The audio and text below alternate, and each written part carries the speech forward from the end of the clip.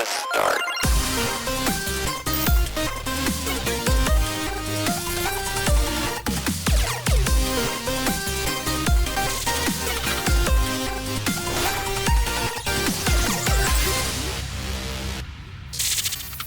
My name is Tim. I'm here with Derek. Hello, sir.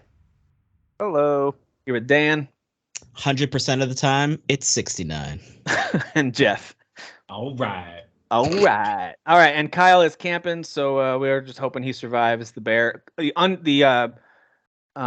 unavoidable cocaine bear attack that's going to happen. So we hope he's okay. That's what that movie taught me, is it happens all the time. It happens all the time. Yeah. Kyle's living the sequel. It's like if you go to the beach, you're going to get attacked by a great white shark. Yeah, in fact, it's going to come on the beach like Maneater and be like, hey, what are you guys doing? Yeah. And then chomp as it flops around. Yeah. Hey. It's going to be great. Hey, what you doing? Hey guys. We're very smart on this show. We've got a few games. It's been an interesting week. There's been a lot of, I think, Jeff, you summed it up by saying like AA and indie games that have come out, and I think that's a good way to describe it. Where it's there's been some good games, but there hasn't been that kind of huge AAA release that everyone's been counting down the days to necessarily. That happened the previous weeks, and it's happening again next week. But this week, I think, has been a pretty steady stream of some good games, which we'll get to, and then we'll also preview the month of June. I guess there's a game or two coming out in June people care about. Maybe indie game. And we'll go over the PlayStation Showcase, which had definitely mixed reactions from folks, and I know that we've got some opinions. If you haven't yet, if you're watching this on YouTube, go check out our reaction to that. We'll go through the headlines and highlight whatever you guys want to talk about. We won't really spend a ton of time on every piece that we already kind of reacted to everything on our YouTube channel, so you can go check that out. All right, let's get started with new games from this week. The first one, I don't think any of us played, but we have to talk about it. The Lord of the Rings Gollum is out, and it is officially the worst reviewed game of 2023. Wow. What's the meta and open critic? It was 38 when I checked it yesterday. Let's see what it is now. What's a 30? It is 36 on PlayStation 5. Wow. As I commented on Tim's post about it in the group, our expectations were low, but holy F. Like, yeah, it's just, I did not expect the world, but I didn't expect it to be crazily broken, and they clearly settled and just released it. Sticks guys, right? Yeah, And the Styx games usually are in the 6 and 7s, so it is actually surprising that they actually went really far backwards. Now, granted, Styx isn't Lord of the Rings, so you are dealing with a different fan base. You're also dealing with different expectations to at least be, a decent game. I only watched like 30 seconds of one review, and the guy was just explaining like the first part of the game, like how you're going and collecting some dumb item and it doesn't even make sense. You have to collect like 7 of them, and there's like no logic to it at all. And I was like, this sounds stupid. Not only is this game like ugly and just doesn't look interesting gameplay wise, but also his point was like the missions don't even make sense. Mm-hmm. Like they're just like these stupid fetch quests and just dumb things that don't even make sense to a Lord of the Rings game. Yeah. And apparently some of those puzzles that you do have to solve in order to progress the story are like broken. Like some of them, I don't know. That's what I've heard in some reviews. It's just like how.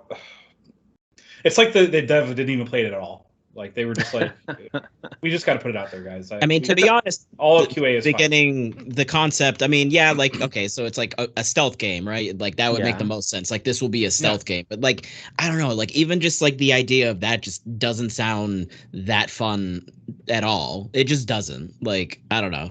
Like unless you're having like really excellent, interesting stories that like Gollum is like going through like areas and he's just like seeing like whatever like Sauron's like army doing some shit and like it's really cool and interesting, but like I don't know, like it just the concept of it just never seemed appealing. And I love Lord of the Rings. No, they're like my favorite. I love Lord of the Rings, but Gollum is not a character that you would pick to go, I'm going to center an entire game around, first of all. Also, his hair looks stupid. Yeah. He does have bad hair. He's got some bad hair. Like, he's not somebody I want to look at The either. memes from this game are well worth checking out. Not all of them are appropriate, but, like, definitely seek them out, because some of them are really, really funny. There's one that's definitely appropriate, where it's like the Gollum at home thing, where they show a screenshot of what the gameplay showcase looked like months ago, and then the final result where it's like we have Gollum at home, and it's like, you know, generic font, and like his face looks really derpy, like it was made in paint. It's just, yeah, it's bad. It's just bad, you know. That's a real yet bummer. another dev that had to release. They didn't have to, but they released an apology statement on Twitter and Instagram and everywhere else, apologizing to their fans about not hitting expectations. And it's what Jeff just said too. Like, did no one play the game before you released it? I mean, it's like a chef sending out a dish that he's never made. It's like a chef sending out a dish, brand new recipe. He's just trying it for the first time, and he didn't taste it at all throughout the process. He didn't taste to make sure that everything was right. He just sent it out. It's like, who? I don't know how you can release a game of this big of an IP that has already been delayed, and it's not a huge expectation on it with the developer. Yeah, no one's there was clamoring something for it, really. Like Derek said, I think we were thinking 6s or 7s out of 10s at least from, you know, for this thing. Man, I'm just kind of shocked that they even released it. But anyway, you mentioned the statement that they made. I think they even said something like, "Well, we didn't know that it was this bad," or whatever. Like, and stunning, you can't even say that in your statement when you're the developer of the game. I'm sorry. The apology statement was bizarre. I was like, what are you saying? Like, you what is happening? The game stealthed its way out to the release world. The only successful stealthing happened was your game releasing without you knowing how bad it was. That was the only stealth that happened. But there are some games this week that a couple of us did play. We'll start with the Planet of Lana, which I think is most easily comparable to stuff like Limbo, if you played Limbo, and Inside, just in terms of like the platforming and maybe a little bit of Ori too, and some of the wordless storytelling, or like, I guess like the, not wordless, but we don't really understand the language. Yeah, really. It's like Simlish or whatever, but but you kind of they repeat certain nonsensical words so often that eventually you go, oh, that's that thing's name, or that's that person's name. And there's a pretty key one, because when you have your little friend who you're either telling to stay or to come to you, and the sound, like, and she'll use like a variation of like, come over here, or she'll just call the name, or she'll just whistle. But there's clearly a word for come here, and then there's a part at the end where some, you know, emotional stuff happens, and she says that word, and I was like, oh, that's what she always said.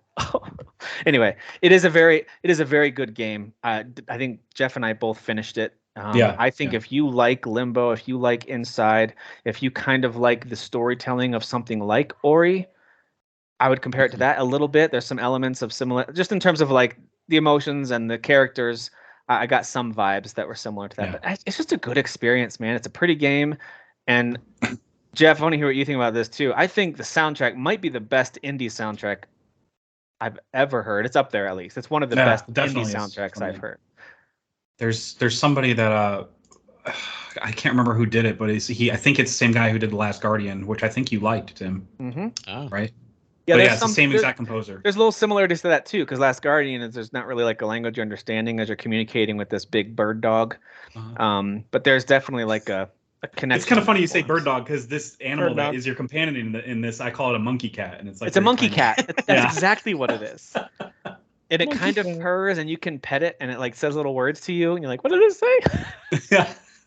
It's adorable. But I don't know that what is to say. the same composers, Last Guardian, and this person also did some Star Wars, Clone Wars episodes, and Star Trek Enterprise. They've only really done TV and some games. It's like a Japanese composer. It's like, even at the very beginning, when you start in this little fishing village, like I think the score just is sweeping, and it just kind of pulls you right along. As at the beginning, you're just following like what I assume is your older sister, or a friend. I'm not really sure, but I think it's older sister, through the village.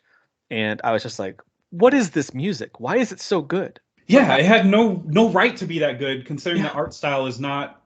It's very indie. It's not that epic. Like, the score is so epic that it doesn't match the scale of the game, like, at all. Like, almost design wise, at least. Maybe storytelling wise, sure, because there's some epic stuff happening. But in terms of what you're doing, it's very similar to Inside. And I think I read somewhere the developer even said that. They were like, yeah, we love the game Inside, and we wanted to make our own version of that game. So if you've played Inside, you're familiar with like how you're basically going from room to room, and each room is like a different puzzle that you have to solve.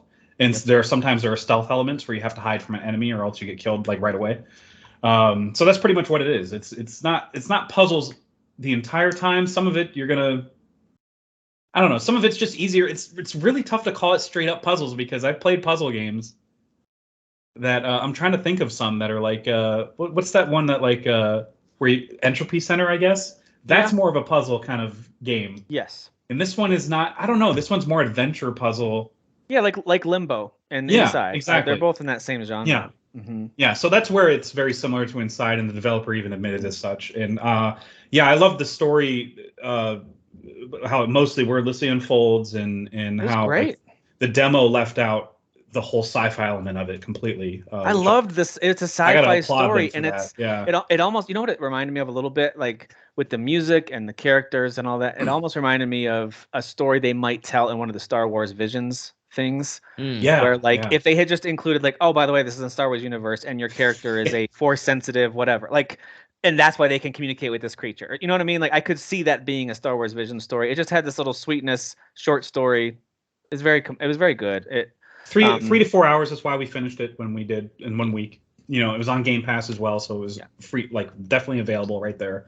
And yeah, you mentioned the score, and there's like 2 recurring themes that happen throughout the entire thing. Like one of them is when you're trying to sync with something. Yep. Each time you hit a button, it hits a certain piano, like it's dun, dun, dun, dun, dun, or whatever. It's much more slower and pretty. Yeah. And then there's the theme where you first meet your friend, your creature friend, and that happens every now and then when there's like a sweet moment between them. That theme comes up every now and then. I'm like, there's something about this theme that feels familiar, but like, in like a wistful way, where it's like there's some sort of longing in it, and it's nostalgic, but I've never heard it before. It's really good. I just got to see you guys. That's why I compared it to Ori. Ori does that. Ori actually has Gareth Coker created themes for certain characters in the Ori games.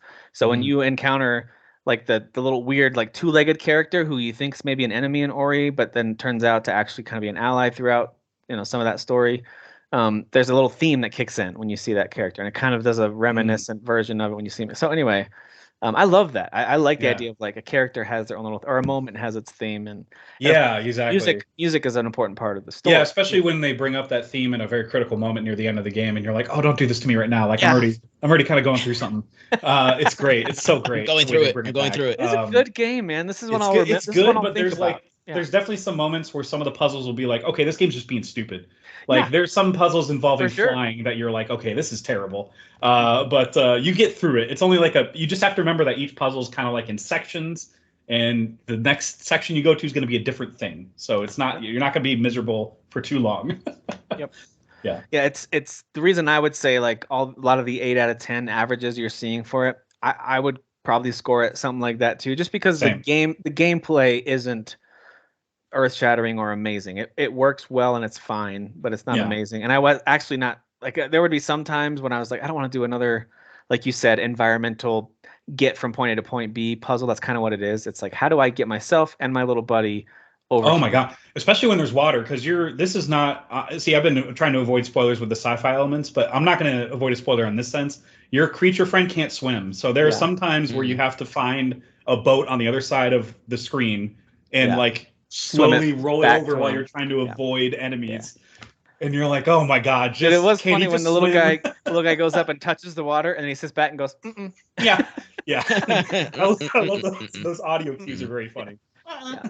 Yeah, great game. I highly recommend it. If you have Game Pass and if you liked Limbo, Inside, and elements of things like Ori, and if you just kind of like great music and an easy little game that's got a cool story, I mean, it's worth a shot. It's not for everybody for sure. I wouldn't recommend it all games, but it is very good. Let's talk about one that I don't think any of us really spent any time with, just to at least address that it's out, and that's After Us. Did anyone play After Us? I haven't gotten it yet. It does seem like something I would enjoy. It's kind of along the same lines of playing Lana, but it's way more open. Yeah, that's what it looks like to me. Yeah, it has a cool indie vibe to it with its visuals as well. But it's this not is the one reviewing... that Jeff mentioned, right? Yeah, and it's not reviewing amazingly, which is one of the reasons why I'm like, well, I don't need something else. Yeah, 6s and 7s, and it's $30. So yeah, but I don't need that right now. Put it on a sale. I don't need that in my life. And then I don't want that laugh. A very, very Kyle game that at some point maybe one of us will play it, called Miasma. Chronicles or Miasma Chronicles, however you say that. Miasma. Miasma. My inhaler. It's Miasma Chronicles. It's No, my- I think it's Miasma Chronicles. Sounds like a car, by the way. But it's Chronicles on a pricey. car. It's $50. It looks like an XCOM game. It looks awesome. It's got some Yeah. great visuals and strategy, RPG combat. It looks like a very deep, lengthy game.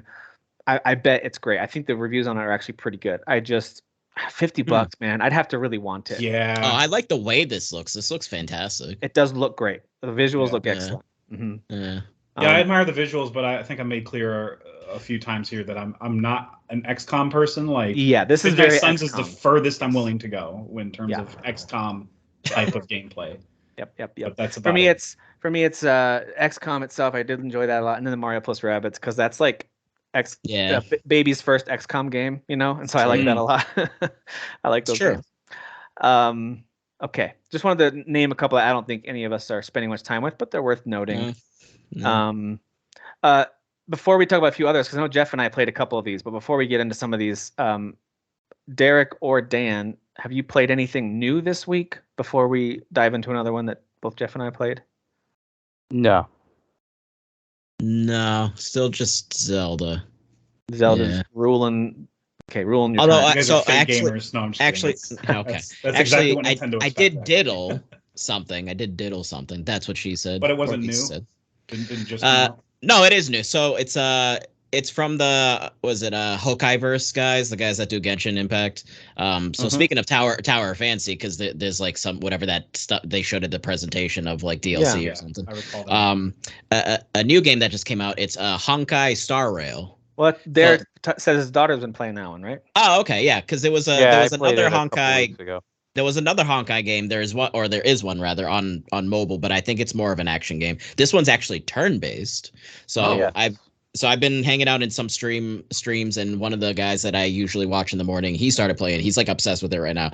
And like I don't like gacha games, and I still don't. And while I'm playing it, I'm like I'm already seeing all the writing on the wall. But the combat system is very fun for what this game is. And apparently from what he was saying, like it's not as egregious as like Genshin and some of the other ones. It's absolutely there. Like the gacha elements are there. It's just not as egregious. I guess it is a little more forgiving. The percentages of like what they give you when you like pull crap is like better. That's fine. I mean, I still don't like those elements. But yeah, it's got the anime like style going on, so I do like the way that it looks. The combat system is actually really fun. Nice. So that's cool, and it's free to play. So it's like it doesn't hurt to try it, and you're like, oh, this is fun. Let me play it, and then eventually eventually, gotcha. I actually have it. I have it There you go. downloaded. I have it downloaded on Epic Games. I just haven't fired it up yet. Okay. Yeah, it's worth checking out just to see the combat system. It kind of plays off of the Genshin thing with the elements where like enemies are weak to certain elements, but it's cool in this one because it's turn based. It has that strategic element of like certain characters have unique abilities. So like some of them can do AOE attacks, but you actually have to target like say the middle soldier. Or the middle enemy rather, and then it'll hit the other two beside them. Oh, sure. Which then and you can stagger enemies. So like you're wanting to try to hit like more people to kind of stagger them, so then you can like do more damage and stuff like that. So it's kind of like Octopath has a similar strategy where like how can I stagger or stun whatever So yeah, I get that, or break them I guess in Octopath. Yeah. No, I like that. I will give that one a try. Genshin Impact was kind of the same way. It's like, man, these visuals are cool, and the Honkai Star Rail game looks like it's got some cool visuals too. But anytime it says free, I know they're gonna hit me up with stuff you have to buy, and that even if I know, well, I'm not gonna buy anything. I very rarely buy something in game. I can't think of the last time that I did it. Maybe Rocket League was the last time I spent money in a game. And so it's not like I'm afraid I'm going to get hooked on it. It just annoys me. I don't have a good reason for it outside of like it takes me out of the game. I don't like it. I don't like that anyone else can do this. I don't know why. I don't like it. I don't mind that. It's more like these type of games, and Genshin. I was really enjoying Genshin until I saw the different types of like all these currencies, all this stuff. I'm like, I don't understand this stuff. Same things you guys were saying about Speedstorm. Disney Speedstorm, where it was like, all right, you've got 10 different currencies. What are they? And how do I earn the money? Now, in Disney, you can earn it all in game. You can do that with Genshin too. Same thing with this game. Like my daughter, I know she spends money. Like when she has money in her account, she probably funds these people's 401ks. But like but I know she could play the entire game without buying stuff. That like you get the full experience without spending a bunch of money. Maybe a little bit if you want to. You can grind and have fun without it. That's one of the things these games do get complimented for, is that they have good stories, they have good combats, they visually look good, but you can also play the games not feeling like you have to buy something, or that you're unnecessarily grinding and therefore you are like more tempted to buy something. Yeah. Which is good. Which that becomes a little predatory when that happens. But yeah. The reason I didn't play a lot, like I played Honkai like a few weeks ago. I played the intro or whatever. I may have talked about it on the show, maybe I didn't. I don't care. The reason I stopped playing it is like I was like, this is turn-based. I would rather just keep playing Persona 5 Royal if I'm going to play it. Oh yeah. I see. Yeah. Yeah. That makes I sense. don't want to dive into like 2 or 3 of them. Yeah. Oh, okay. I hear you. Well, another new game from this week was Convergence, a League of Legends story. This is the second League of Legends game within, 5 weeks or so? Yeah, hasn't been that long since Mage Seeker. Yeah, that's arrived that I've been like, why?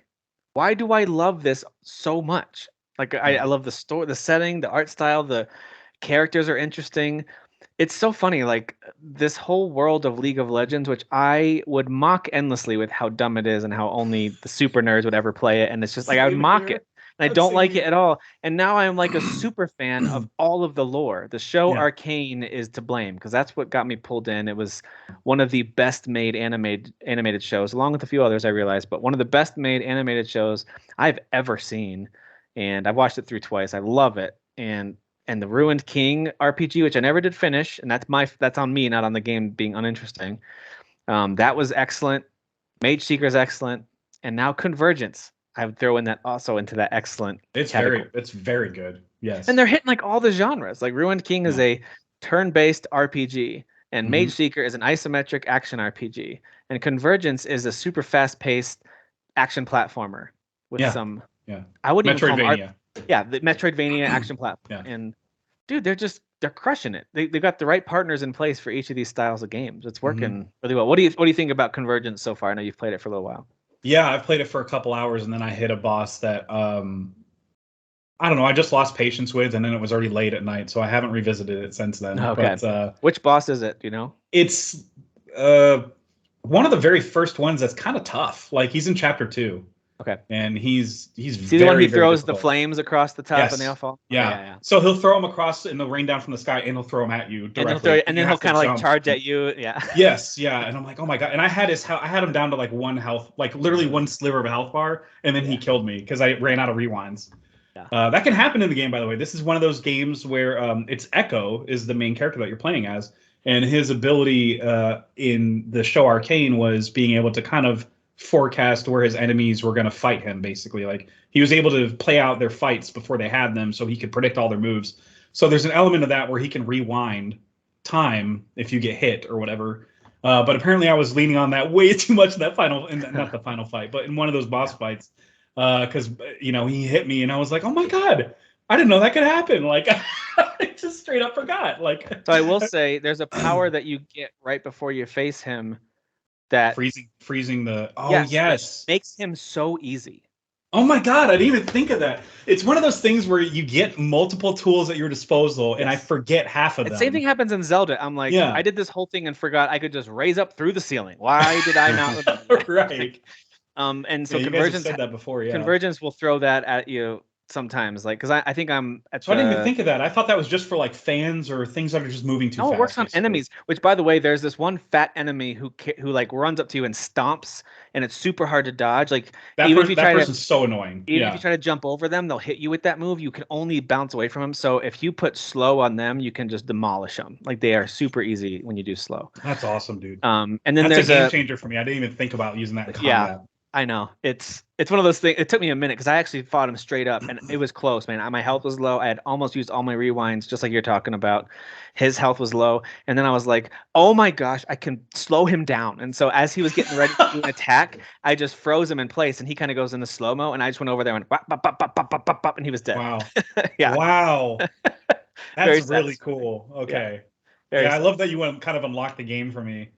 It was already cool. Like, it already felt cool, the Metroidvania aspect of it, because we've already kind of mocked on this podcast already how there are so many indies.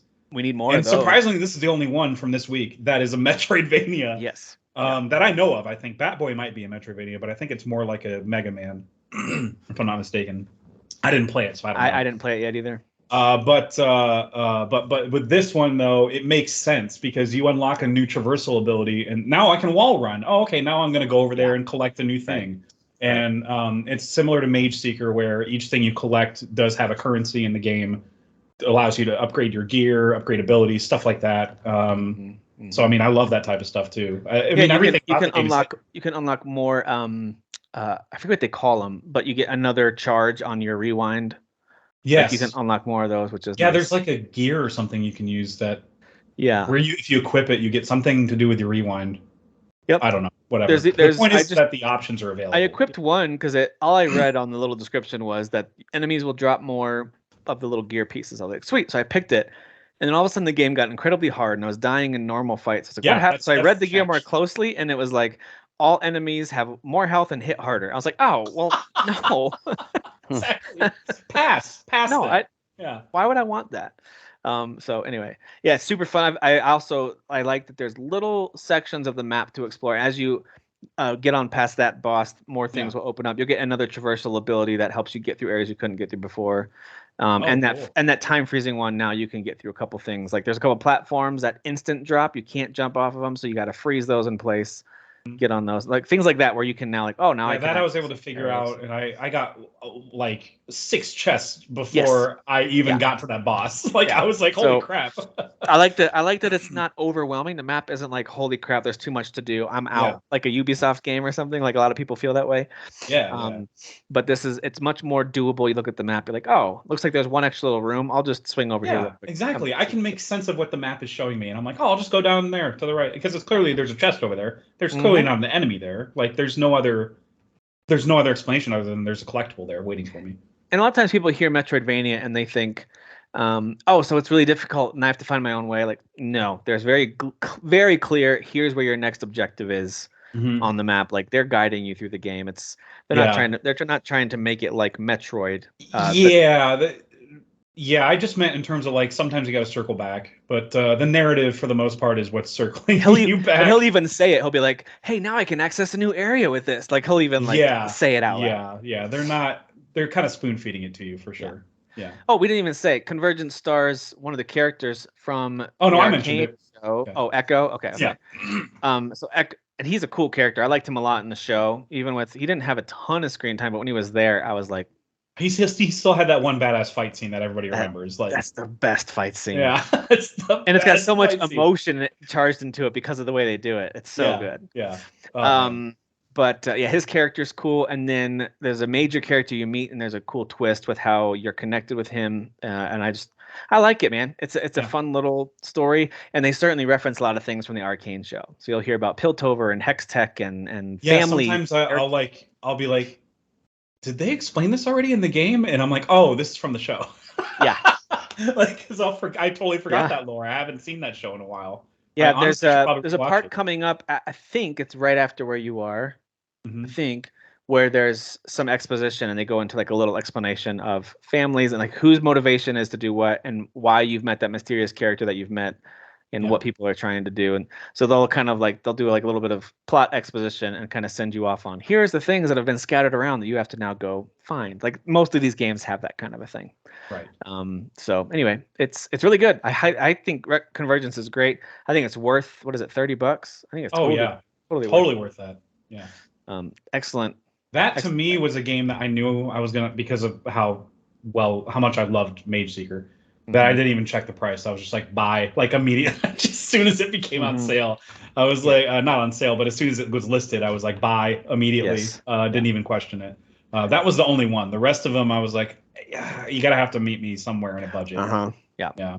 Yeah, I like the melee combat. They do a good job with it. And then they eventually introduce a parry, which unfortunately it's the same button as your dodge. That does make things a little annoying in some fights if you time it I've a little only off. noticed because I unlocked it shortly before that boss fight, so I've only noticed it actually practically being used like twice.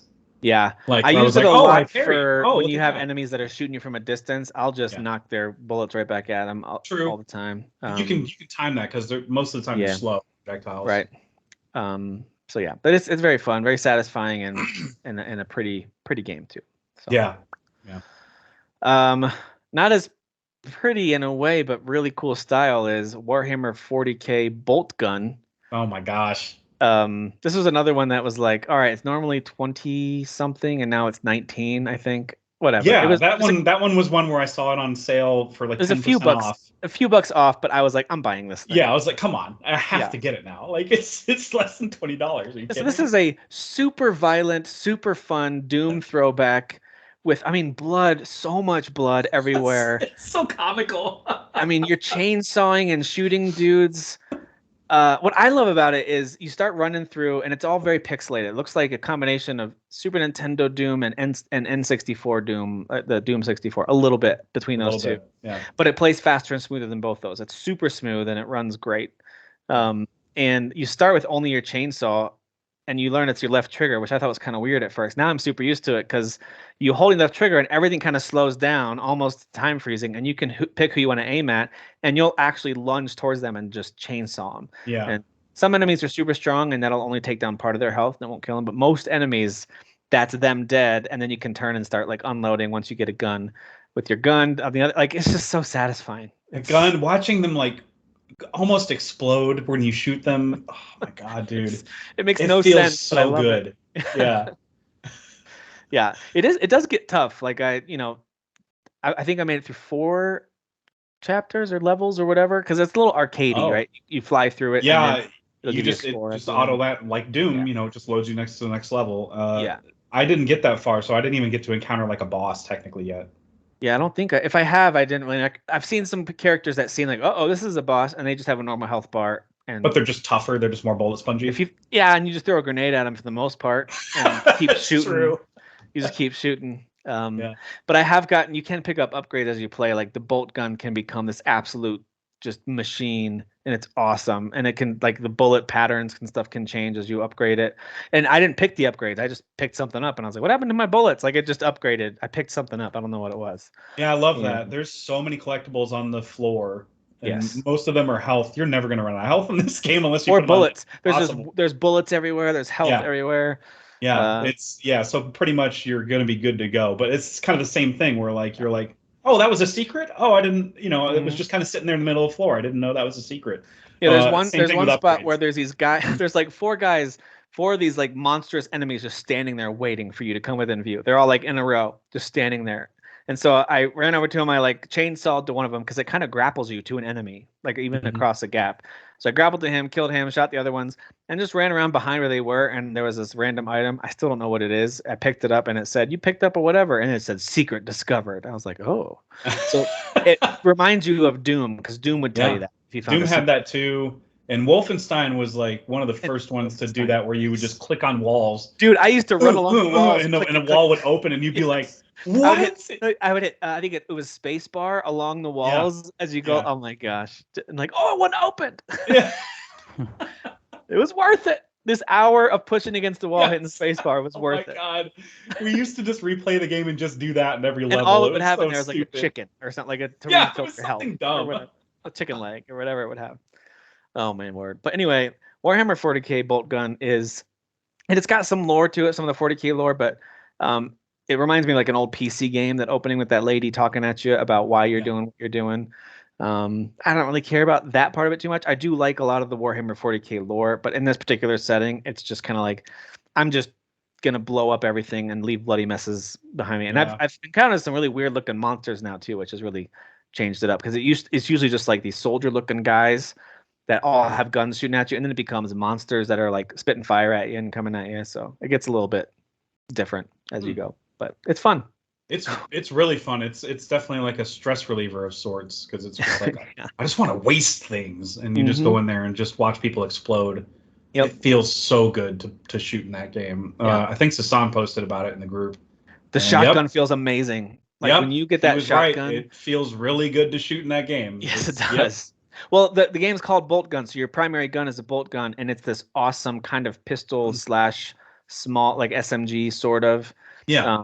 And it's just kind of your old reliable. That's your old faithful. And then you eventually pick up other guns. The only other one I've gotten so far is a shotgun. Oh, cool. But no, I got a plasma gun too. Yeah. Oh, nice. Okay. And that was the first thing that felt like a boss fight because he was really hard to kill. It was a huge arena with a plasma gun in the middle that you could jump and get. And there were probably 40 enemies. It was just filled with all these enemies, a combination of soldiers and some of the monsters throwing fire at you. They were fighting each other and you. It was just chaos. Oh, that's fun.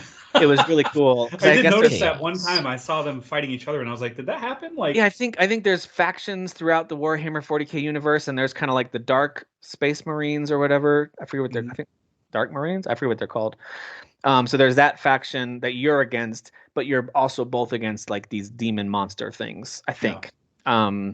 So anyway, but that boss actually was tough. So I think that was a boss. It felt like a boss fight, and then ended the level after that one. So that was probably the first boss. But yeah, probably was a boss. But the shotgun feels so good, like especially when you're up close. You're just, I mean, the explosion of pixelated blood everywhere is just so good. Shout out that game is so metal. Pixelated blood. It's very metal.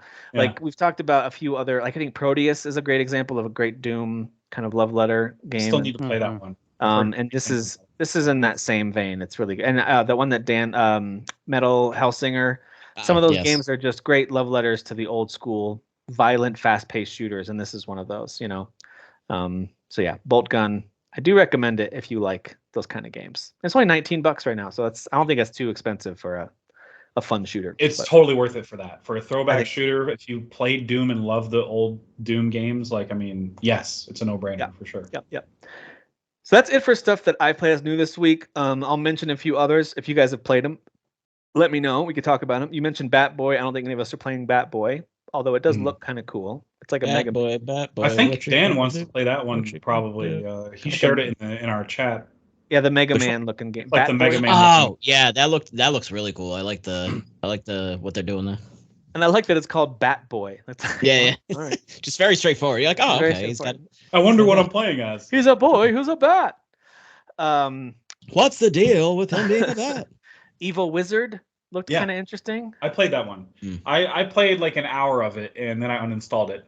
So here's why. No. Get your money back. Get your money back. I could get my money back. Yes, you're right. Damn it. I didn't think of that. But it's really cheap. It's like $15. Derek, what is it on Steam? Like 2 hours of game time before you get your money back on Steam? Yeah, I think you said it was 2 hours. Yeah. Okay. So yeah, I could totally get my money back on that.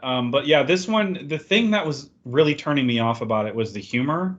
And you'll see a lot of reviews mention the humor, like it's irreverent, blah, blah, blah. To me, it was forced. Like it was like forced 7th grade humor. Got it. Like going for the pee pee poo poo joke when you're like, okay, you didn't even need to make that joke. Kind of like Atomic Heart trying to make the robots like sexy, but it was creepy instead. Yeah, it was creepy. It was. It really was. It is like that. But it's really progressive though, because it was a lady robot raping a dude. You're right, Dan. It was progressive. Yeah. That is true. That is it. We've come a long way. We've come a long way. Ladies and gentlemen, we've come a long way. It's like Jennifer Lawrence's new movie. Somebody was saying, like, if that was a guy playing that role, right. His job was to hit on a girl and like an underage girl and make her cool. Like we would have issues with that. Sure. I'm pretty sure we've had that movie before somewhere along the way. I don't know where, but we probably have. But with Evil Wizard, the whole premise is like these goodies come into your castle and raid it, and you're the evil wizard trying to find your way back in. And the game starts with the most annoying person ever doing the voiceover of the evil wizard, and he's like, "Oh man, they took over my castle. What are you gonna do, player? Are you just gonna sit there or grab the controller and help me out?" And I'm like, "Oh great, we're meta. For no reason, we're meta." Like, I don't like that already. Yeah. So I mean, into it. Yeah, it was just like every 2 seconds it's that type of humor, but at the same time the combat is not that bad. It's kind of fun. Okay. So like the video looked like a fun game. Yeah, you know what? It's fun. Like you, the first things you get, because I didn't really unlock more, was a fireball you can throw with your staff, and obviously there's a melee attack, and there's a dash too. So that stuff is fun and feels good to play, but it's just the humor every 2 seconds. My God, dude. It actually reminds me of what was it, the Rick and Morty game, right? Wasn't it being all very meta, but like I don't like comparing it to things that are actually funny though. Right, well, that's what I mean. That was actually funny, right? Yeah. That's the right as the gun's yelling, you're like, oh, what are we doing here? Like that was fun. Yeah. Whereas this one is like or like the two slugs that wanted you to pick who was handsomer, and then the other one hates you the rest of the game, but the two doors go to the same place. Yes. He's like, you would never go through my door. I mean, it doesn't matter. Oh my God. It doesn't matter. That game is hilarious. But yeah, this one has you like save your game in like a bathroom. Like that's your save place. And the sign says what does it say? Oh, get fart away instead of get far away. I'm like, oh, fart, get it? Cause poop. It's just that's the type of humor they're doing. It's like Adam Sandler grown-ups whatever style. Like bad Adam Sandler humor. For me. Different strokes. Some reviews liked it.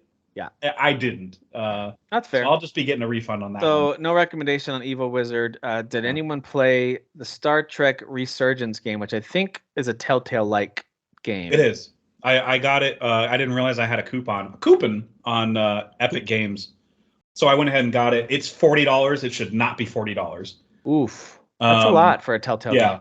It's a lot for a game that's running on like 360 graphics. Sure. So this is the reason why the game is not getting 10s and stuff. Like if it were like modern day graphics and it looked and played amazing, it's capped out at like 1080p. Like it's a new game capped out at 1080p. It's wild. That is pretty wild. But the reason that it's still getting enough praise is because Star Trek fans are like, I mean, the story's really good, and like, you know, the Telltale elements are actually really cool. Like, so there is a lot of sevens. A lot of sevens. It's a 7 and 7 game. And there's a reason that it's 7s and not worse, because they put a lot of care into the writing of the game, and that's the reason I want to keep playing it, because I am enjoying it so far, but I haven't really made a dent in terms of like any consequential stuff yet. So far, you play as 2 people. You play as somebody that's like in a lower decks, and then you play as like a commander who's like a whatever officer up in whatever in the deck on the. I would give this game a look the poop deck when it's cheaper.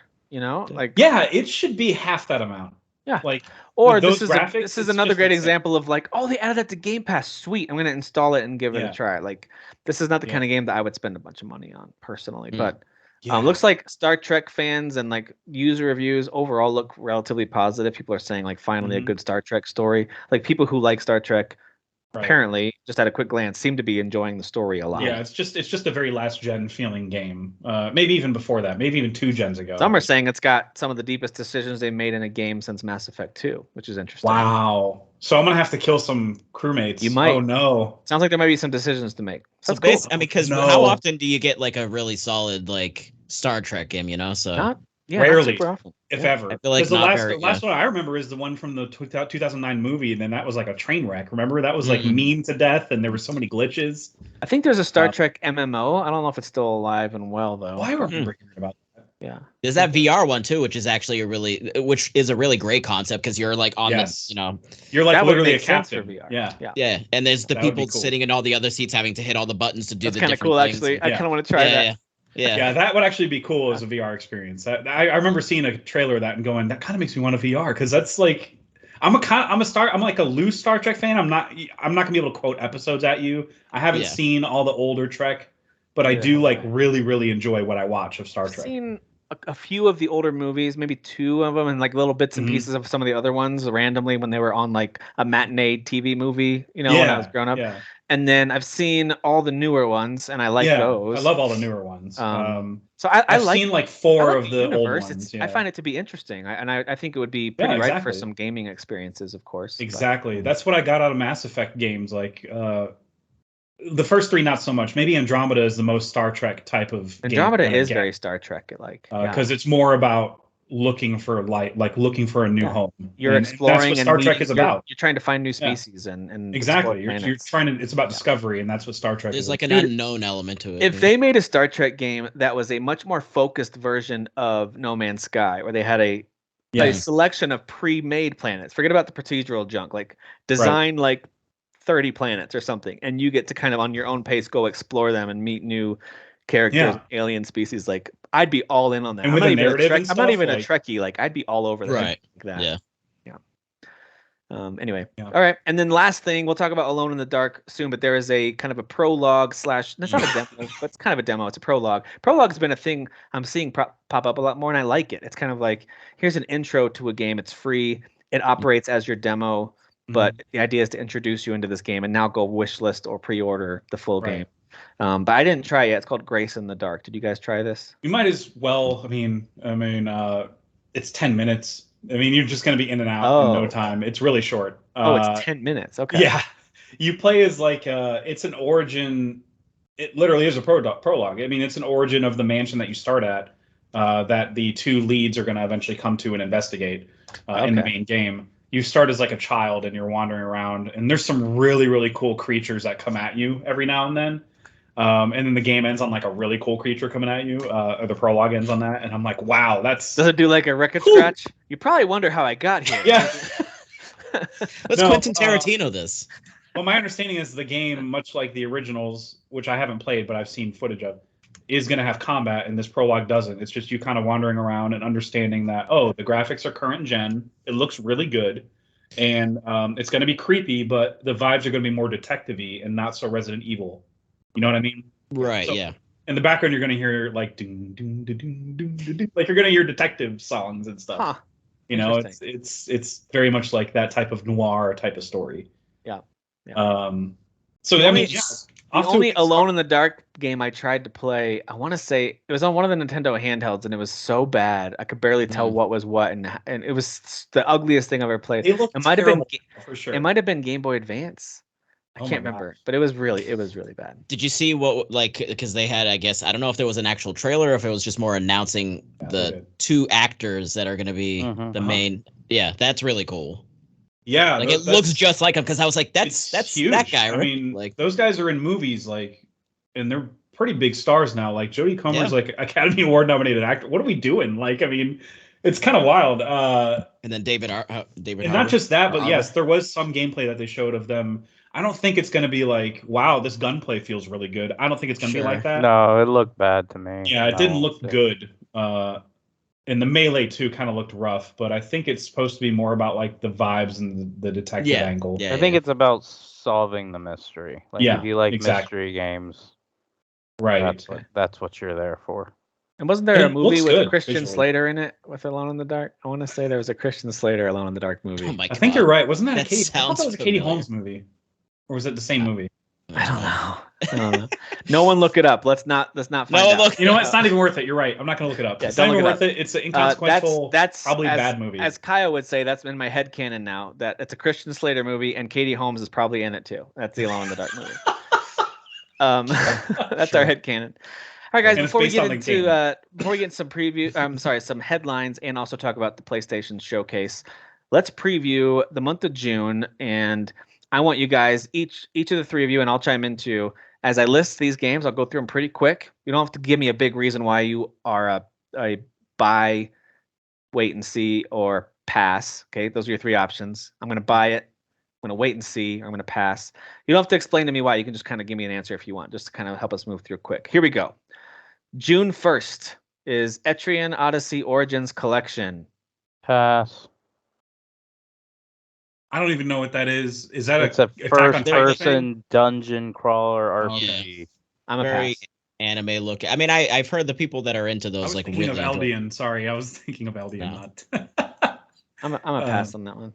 Yeah, I guess that's a pass then. If I don't, it's gonna be a no for me, dog. Yeah. Killer Frequency. I'm a pass, but I'm getting that for sure. Okay. It's well, wait. If it's only VR, then no. But I think it says VR. What's the word they use? If it's optional, then or it says like it has VR features or something. I don't think you have to play VR, but it is a first-person horror game where it's like you solve puzzles and the vibes are very 80s, and you're in like a you're like a radio host. All right, so you're a buy on that one. Okay. Yeah. As long as it's not limited to only VR. You're Right, exactly. Yeah, because the website says horror comedy VR game, and I'm like, Horror comedy. Yeah. Yeah. It looks like it's tongue-in-cheek retro type of radio host horror game. Yep, Interesting. Yep. Street Fighter 6, Derek? Bye. Dan? I already bought it. No, I'm gonna wait on that. I mean, if I'm buying a fighting game this year, it's Mortal Kombat. So Okay. So you're wait and see on that one. What about you, Jeff? yeah. I'll be busy with Diablo 4 probably. So I'm gonna wait until I have like a window, but I'll definitely buy it at some point. Yeah, because I did enjoy 5, even though 5 was like broken in the beginning. I did quite enjoy it. I actually played that quite a bit, but It wasn't broken. It just didn't have or missing like a lot bunch of features, it right? was missing a lot of features. Yeah, that's what I meant. I am a pass on that one for now, but we'll see. We'll see what happens. That could change to like a wait and see and eventually try it, but yeah, I'm probably a pass on that one. We love Katamari Reroll and Royal Reverie. Is everyone a pass on the Katamari remake? I feel like I made it up. I don't love Katamari, so Katamari was like pass. this weird cult hit on Yeah. PS2 back in the day. Kind of got to follow. It in was there. a hard pass back then. It's a hard pass. I remember Even a trying harder it. pass now. I remember trying it and like looking around. I was by myself and looking around like, why does everyone Is love this this? cool? because one of it's those, just a like- weird, quirky thing. It's you very know? It's weird like a and gimmick very- game for a You little roll bit. around and collect things. Amnesia the Bunker on June 6th. Anybody? Nope. No, I forgot about that one. I've 'cause I never have liked Amnesia. these games. It got honestly. bumped back from May. It was supposed to be May, and they pushed it to June. That's right. That's why I And now recall it seeing this. shares a release date. You guys will be already playing it because you've pre-ordered it. But Diablo 4 officially releases on June 6th. I assume you're all a buy for sure. Yeah, pre-order Yeah, I already digital bought it. deluxe, and we'll be probably playing it on the 1st or whenever it becomes available. And I Daniel, can't- what about you? Yeah, probably. Yeah, because that'll like with the third one. My wife and I played that one together. That's fun. So, and I mean, we could all play together too. I'm being slowly won over. Like I do really like what I've played of Diablo 2 back in the day. I played a lot more Diablo 3. I thought that was fun. And Diablo 4 just looks so friggin' high quality. And I'm like, I do like think isometric 4 action is games. way better than 3. And I I, know, went back that's what and I've tried heard. to play 3. That's what I've I heard. played some 3 after playing 4, and I was like, "What am I doing? Well, like yeah, this 4 is the best Yeah. version of this. I should just wait." So I'm a wait and see, but I might end up being a buy. We'll see. We'll see. I think I don't know what the name or whatever who's going to coordinate it, but I'm pretty sure the group is going to start a clan that we can all join up. That'd be cool. for. That way you can play with Yeah. Are whoever's you trying to on. get us to join the Yeah, clan, exactly. there, Jeff? Join the Okay, clan. It's clan with a C. Everyone, calm Yeah. down. All right. Harmony: The Fall of Reverie comes out in June 8th. Too many reveries this month. I'm not. All right, so we're out in the Reverie. I'm Too not- many referees. How many referees? Wait, That was the how many second other one. referees?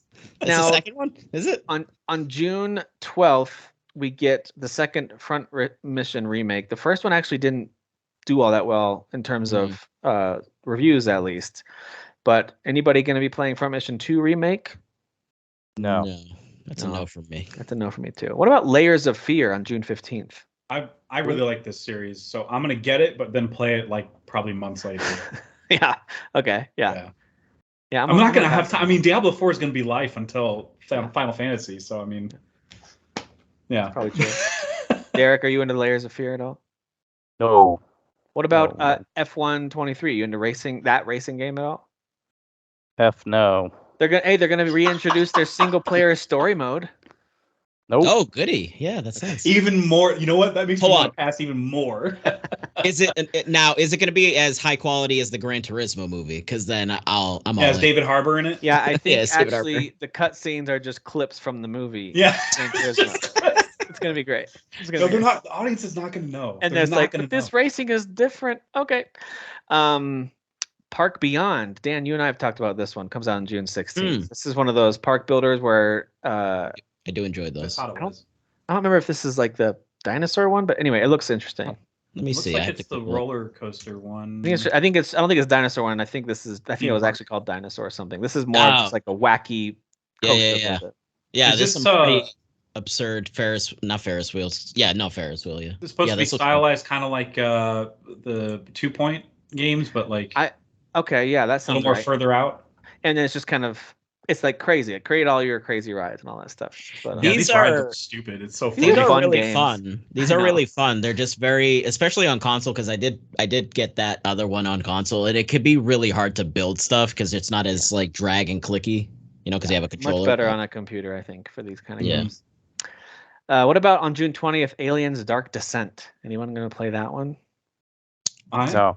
I'm gonna wait and see. I'm I a want no. to see what reviews say about the combat, because that's where I'm iffy. Is like, because the combat is like you're huddled in groups of 5 or whatever, and you just kind of go from place to place and just auto shoot.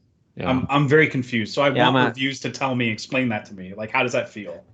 Yeah, I'm a no on it for now. We'll see. June 20th, Crash Team Rumble. We're all a yes on this one. For Gaston, sure, yeah, absolutely. Yeah. We're all a pretend yes for Gaston. Crash Team Rumble. That's a hell no. No, see, why do you have to break his heart? His I tiny, love tiny breaking little his heart. I I'm think hoping all, he'll be too busy with Diablo, but I think all 5 of us on June 22nd are playing Final Fantasy 16 day 1, right? Oh yes. Oh yes. What's that? What's that? Can you tell me what that is? Or Dan, what's your level of hype right now for this game? it's pretty high. But I have stopped. Like, I stopped basically really watching anything after that trailer on. I forget when it was, when they actually gave us the date. Okay. I forget if that was the last state of play, or I think that might have been the last state of play. But I haven't really like sat down and like, because I'm like, I was already sold, and it's like I really don't want to see anything else. Like, I want to be surprised. Like the other day on the state of play, actually, while I was live streaming it, I was literally looking away during the 16 trailer. I was just kind of like talking to the chat, like, and it was kind of long too. I focus. stepped away Yeah. too, because I had to go grab some more cough drops, and I was like, this is the one trailer I don't need to see, because I'm sold on this. It's like I'm already sold. Like I want to be surprised by the moment, like especially the summons, like the spectacle that I have seen of the summons so far is like, holy shit, like this is insane. Like, that's crazy. So like, yeah. I will say that I've always pronounced it Ifrit, and he says Ifrit, and I'm like, oh. Yeah, I will never say Ifrit. They on it's Attack just on not Titan, gonna I noticed they pronounce names differently too. Where like Irwin, it's spelled Irwin, and they're like Arvin, and I'm like, what's wrong with you? What's wrong with you? See, What this is is this? why I watch Is in this Japanese. Germany? This is why I watch in Boltgun. Japanese, Jeff. But yeah, I'm very excited, and I mean, it's it's very annoying, but you know what? Everyone's lost. Like when you go on social media, and it's just like anything else, people bitch, moaning, and complaining about XYZ thing, and it's just like, all right, guys, sure, okay, What's there you to can go over complain there. about with this game? Exactly. every This one I news- don't get. I the mean, only thing you could remotely complain about, and I still don't think it's valid because it's completely optional, is the accessories to make the game easy. So the two main things from what I can see are just the combat being an action game. It's an action game now. Oh no. People are still on that. That's right. Oh yeah, of course. And then the whole racism thing about that interview where there was like the Kotaku people, like where it was like God. he was like, well, we're trying to kind of base it off of a certain time period in Europe where it was Oh, predominant. there's not enough blacks. People of color, yes, just anybody of color.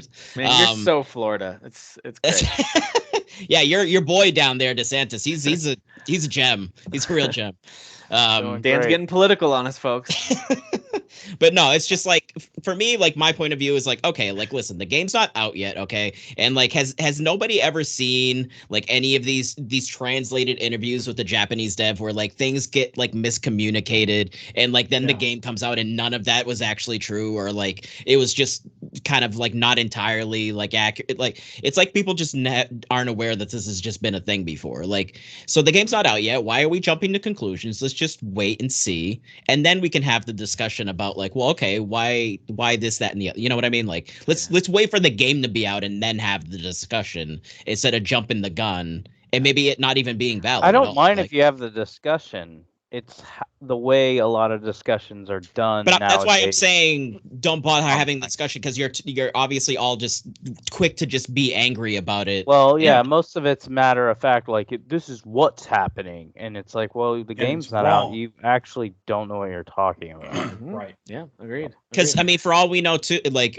maybe it's a spoiler thing. Maybe the game that they've shown us so far is a very enclosed area where like maybe that's part of the story. Maybe these kingdoms don't want people, outsiders, quote unquote, coming in. So that's why it is predominantly a certain type of people. And then you progress through the game, and like you go to the outside areas. And I don't even think it's that deep. I mean, it's just a But I'm saying Japanese developer made the could be. game. That's I really think what just it made is. it. This makes me really irritated. Like Japan I'm is so not excited. America, I'm so excited you know? for this game. This game looks so I know. cool. It looks the characters so awesome. look great. I never for 1 second think that should be part of the conversation. If all the characters were a different color, I don't think that should matter either. Like it looks like an awesome game. Oh, of course. Regardless of what color everybody is.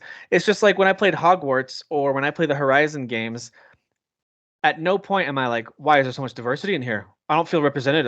There's no good guys that are white dudes. All of those guys are bad in those games. But like, all right. I mean, I'm not in the Hogwarts game, but like in Horizon. But it's kind of like that's just the game they made. Like it doesn't have to tailor itself to me all the time. And so I don't know. I mean, there's no Portuguese main protagonist in any video game, so I'm angry. I mean, well, in like the FIFA games, you literally look white, so nobody would take you seriously. I mean, I literally am white. Goldberg would call you white. All right. People are white, aren't they? Are there's like the side? Isn't that like the side of like Europe that's like, no, we're white, Spanish or whatever? I think so. That sounds right. Whatever. Because Antonio Banderas, for example, is like, I am literally white. Yes. Cristiano Ronaldo. I just put all this blue around me so I don't look as white. I get it. It's a strategy, man. They're just white people baked in the sun a little bit more. That's all. Man, I can't wait. This is 4 weeks away from Final Fantasy 16. Very excited. Less than 4 weeks. Less than 4 weeks away. I think my hype for that game would have been higher. I'm super excited for it. No news that's come out has like made me go, oh, this looks terrible. In fact, I just shared a link about all the in-game stuff, and I was like, holy crap, they're making this even more perfect. But I think my level of hype was higher for Final Fantasy 15 than 16, and I don't think it's because I think 15 is going to be the better game of the two. I actually think 16 is going to be the better. I just think this year being so good and having so many games, and like my next, well, of course I'm all in on Mortal Kombat right now on the hype level, but my brain is like Diablo. Then once Diablo comes, then it'll be like Final Fantasy. So I feel like this year has like taken away my ability to be hyped for certain games at the level I have in the past. But I actually think 16 is going to absolutely destroy 15. Oh, sure. Yeah, absolutely. And I think 15 won my game of the year, or it was second that year. It was really high. Either way, it was like way too high and wrong. No. Yeah, I don't anticipate anything. I mean, I'm hashtag blessed. I'm getting a Final Fantasy Spider-Man game. So like, this is just a perfect year for me. This is Dan's year, man. This is my year. The game of the year debates, he'll just be like sitting back and just like, y'all can talk. Whatever game he picks, my number one. Spider-Man, Final Fantasy. Which is funny because I feel like in this first half of the year, I've already had not only some of my favorite games this year that I think are going to end in my top, but a couple of them are somewhere on my favorites of all time list. Like there's been some really, truly amazing games already. And I know you've enjoyed some too, Dan, but I know it hasn't necessarily been as big of a year for you yet. Your year is like your bigger ones for you personally are still to come this year. And those are big ones for all of us, but I just feel like they're, those are Dan games for sure. Well, like I had a remake of Dead Space, which is my second favorite horror game. And then Resident Evil 4 is amazing. It's horror. Horror? Yeah. Horror. Stop saying horror. Like Sunny Philly. It's a whore Dead game. Space, which was a great whore. It's had a bunch of great whores in it. Like, how many whores are in this game? Well, I actually did plan on us pausing on that one for a little bit. So that's good. Final Fantasy 16, obviously, we're all very hyped for. I know Kyle is as well, even though he's not in the show tonight. I'll just say, Kyle says, also buying day one. Sonic Origins Plus. Anybody interested in that one? I don't even know what that is. Sure. I think it's more the old school Sonic games, the collection maybe. I'm not sure. There's already a Sonic Origins game out there. I think this is just like a collection version of that, I guess. Okay. They've been doing that quite a bit. Story of Seasons: A Wonderful Life on June 27th. The hell is this? Dan likes these games. So that is it's actually a Harvest Moon game, but I mentioned this before. It's basically the actual devs splintered off from the publisher that kept the Harvest Moon name, so they do Story of Seasons. Okay. But this is actually Harvest Moon. It can be a little because the Harvest Moon games kind of suck now, and Story of Seasons are the good ones now. Basically, yes. I see. Exactly. Yeah. By the way, that Harmony, the Fall of Reverie or whatever, that's a Dope Nod game, so I'm actually semi-interested in it. Oh, interesting. I thought it looked interesting. I just I put it on the list because I didn't know if anyone here was up for it. On the June 29th, we've got AEW Fight Forever, which we are seeing a little more and more details leaking out about. Jeff and I were actually talking about this today. If they deliver on the core gameplay, if the core gameplay is what we want, it doesn't have to be exactly like No Mercy, but if it gives us those same vibes and like it's as fun as that, it has that kind of simplicity with a little bit of depth to it, and the creator wrestler mode clicks, if those two things are in place, you've got me for the summer, man. Like that's what all. What was the creator wrestler screenshot I shared? It was like ass Kraken or something like that. Like Crusher. Some guy just some guy just looked insanely stupid and like and I was like, okay, well that's okay. So creator wrestlers answered. I can look stupid as hell and play the game. I'm sold. Was Aspelunker. That's even better. That's actually really good. Spelunking in that ass. The developer or whoever, AEW in general, has been more confidently releasing more and more footage of the game. Like they've been doing match simulators because they have a pay-per-view this weekend, and so they're doing match simulators in the game. And I'm like, wow, they're actually like confident enough to like be like, hey, it's not glitchy and broken. Like, look, it's fun and looks arcadey, you know. Yeah. And I was telling Tim in the chat, it actually the spirit bars at the bottom are like identical to No Mercy. The way they kind of like pulsate. They pulse and they flash red and And then it gets up to your special and it's like, ooh, it's time for your finisher move because you've got your spirit up high enough. I'm so pumped, man. Yeah. I hope that one delivers. So I'm kind of on the fence between wait and see and buy. Like if it delivers even like 75% of what I hope, I'll probably buy it. So, you want to just wait for me to play it? Basically what Jeff tells me. If Jeff's like, this is No Mercy with new labels on it, I'm like, I'm in. I'll buy it. If you're like, well, you have to really love AEW to be like, so we'll see. We'll see on that one. Jeff is the barometer. Jeff's my barometer on that one. Crime O'Clock. Oh, I'm actually intrigued by this one. This one has really cool art style. Yes. Like it looks like a old newspaper, kind of like black and white. It just looks really interesting. Yeah. And I think you're using like a magnifying glass to find. Yeah, you're like examining the environment to solve a mystery. I think maybe a series of mysteries. I'm not sure. I think I saw this on a Switch, a Nintendo Direct. It was the Indie World thing. Yeah. So that's where it makes sense. That's where I think we're probably. I'm guessing Jeff and I are wait and see on that one.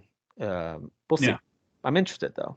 If that's all it is, where you're just using a magnifying glass, then I might be out. But Dan, I don't know if you like those kind of games. If you're into that kind of thing, like a mystery. What is this one like? It's like an isometric, explore the environment and look for clues to solve a mystery kind of a game. Yeah, I mean it certainly depends on the game. I'd have to look up what this looks like.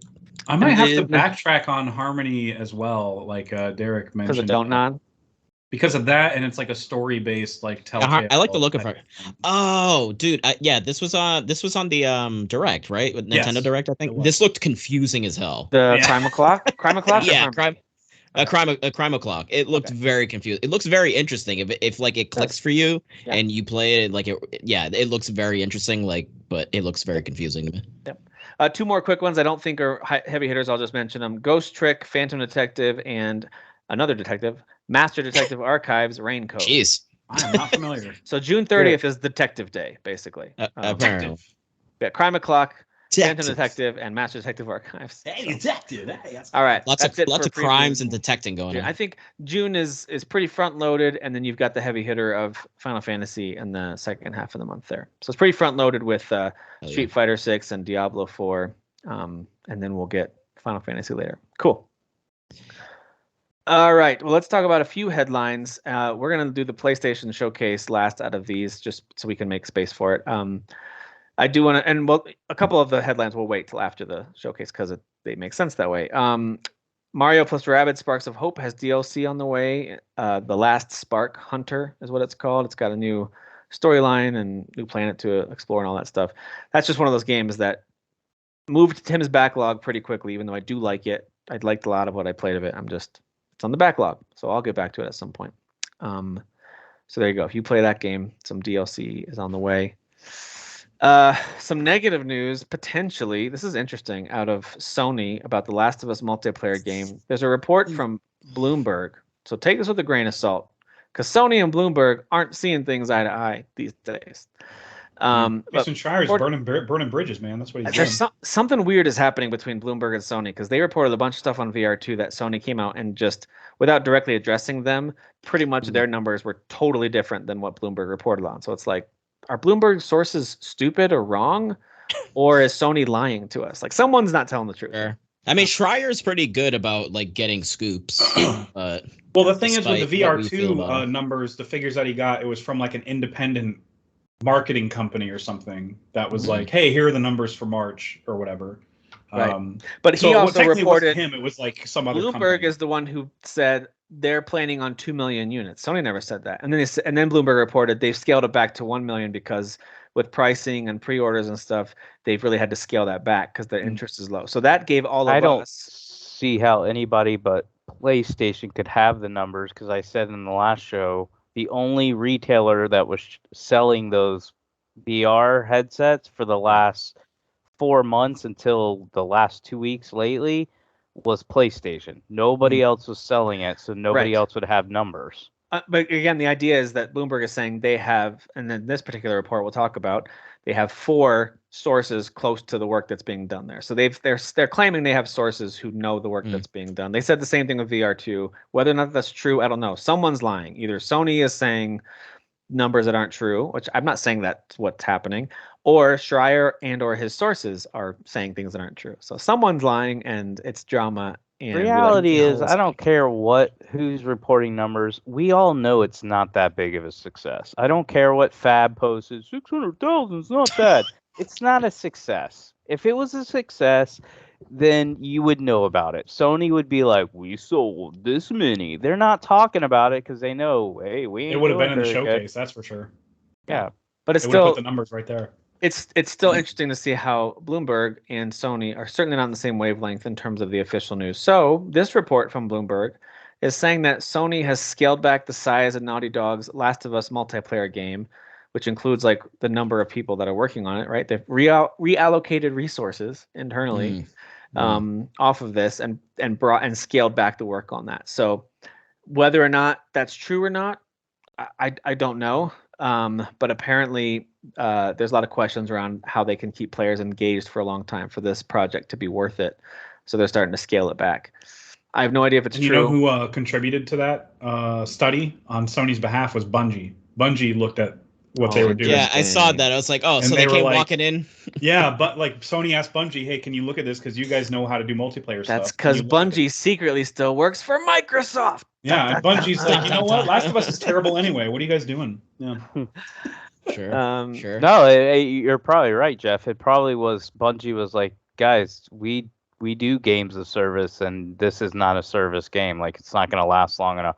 They may have to like redo stuff to make it more interesting because PlayStation's all about games of service now. So they're trying to create these services. So I imagine that's what this multiplayer game's supposed to be. Like, they're not just wanting it to be like a hot cake for 10 minutes. They want you to play this for years. So if Bungie looked at it and was that's like, what Naughty Dog wants too. Oh, this is not. Yep. Yeah.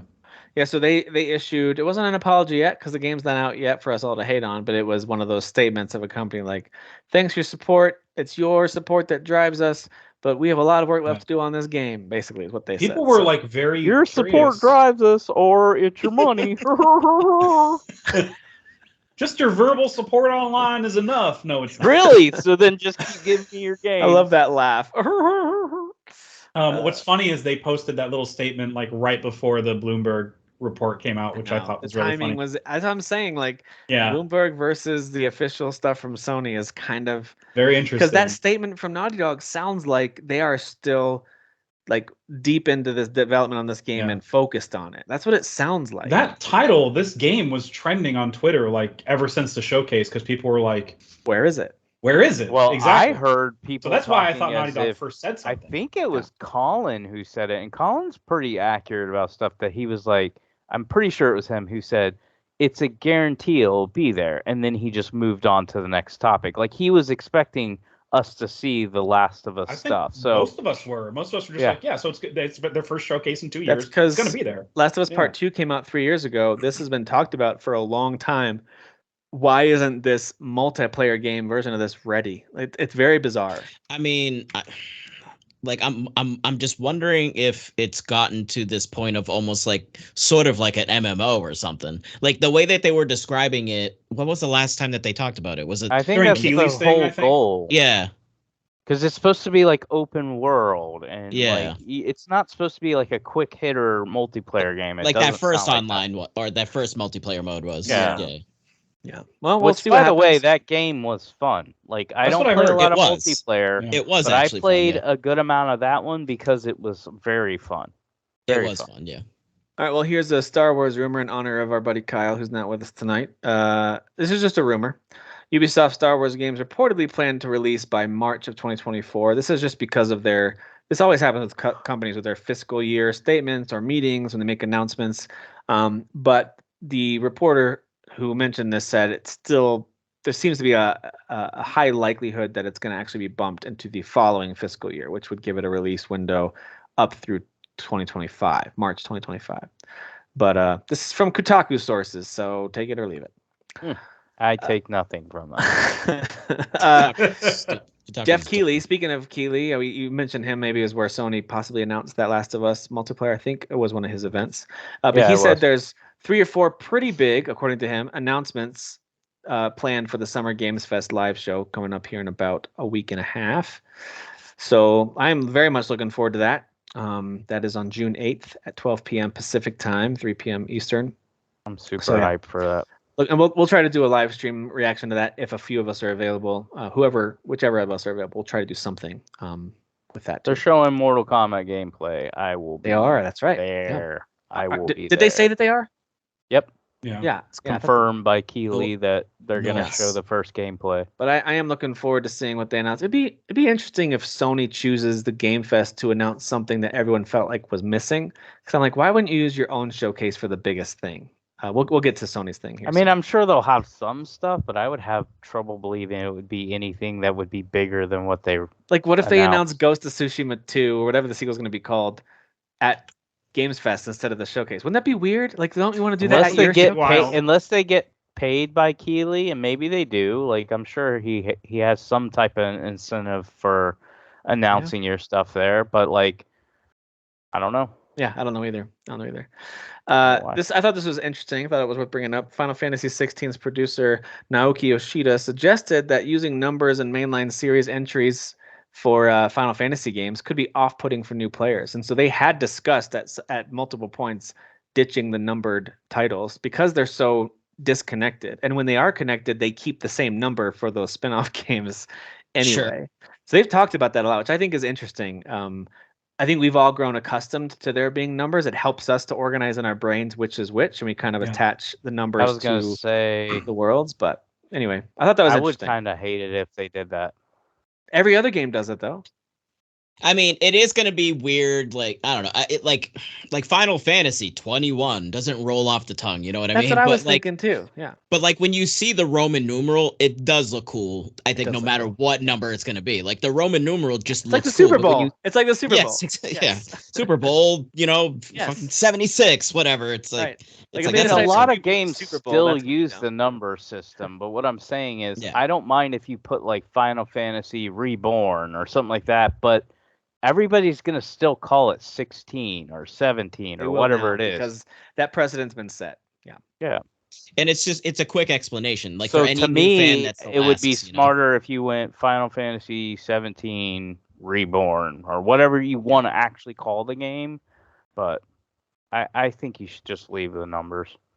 We'll skip the next one since we did get confirmation of this one. It was a rumor, but we'll go past that one. Total War Pharaoh has been announced officially for an October 2023 release. If you're into those big strategy games on the PC, of course, it's going to have an Egyptian focus, also Canaanite and Hittites all fighting for survival. Back in the Egyptian New Kingdom period. I don't know my history, but that's what they said. Let's see. Alone in the Dark, we talked about a little bit. That remake is coming out on October 25th. We already talked about the stars that game is getting. That's interesting. So October filling up. We'll see. Yeah, and that's, of course, great timing for that game and another game we'll talk about, too. Some spooky games hitting in October, which is great. Daemon X Machina Titanic Scion was just announced a couple days ago. No date or platform. Marvelous Games had a showcase a couple days ago, and they talked about several games, including Daemon X Machina Titanic Scion, which is a follow-up to Daemon X Machina, which came out.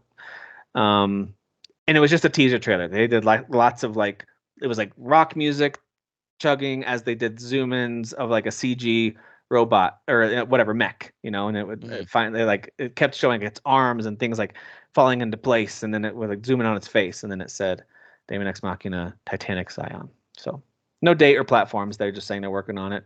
And then Rune Factory 6 is officially announced and in the works. Thank God. And then there's a spin-off game which I think is worth you guys checking out the trailer for. It's called Rune Factory Project Dragon, and it is a much more like epic adventure looking Rune Factory game with actual dragons, and it looks really cool. Did not know about that. That's interesting. Yeah, Rune Factory Project Dragon looks really cool. This was a Japanese showcase, so I had to use the little subtitles that were translated to English. I don't know if this is officially confirmed for the US, but it looks really cool. So I hope it comes to the US. This looks quite different from what they normally do.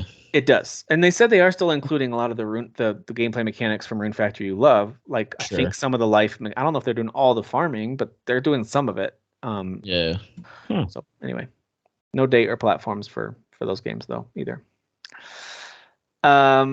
This is like Kyle said. This is the best time of year. This is not E3 time of year. We're getting these showcases. We're getting announcements. We're getting companies apologizing for bad games. It's great.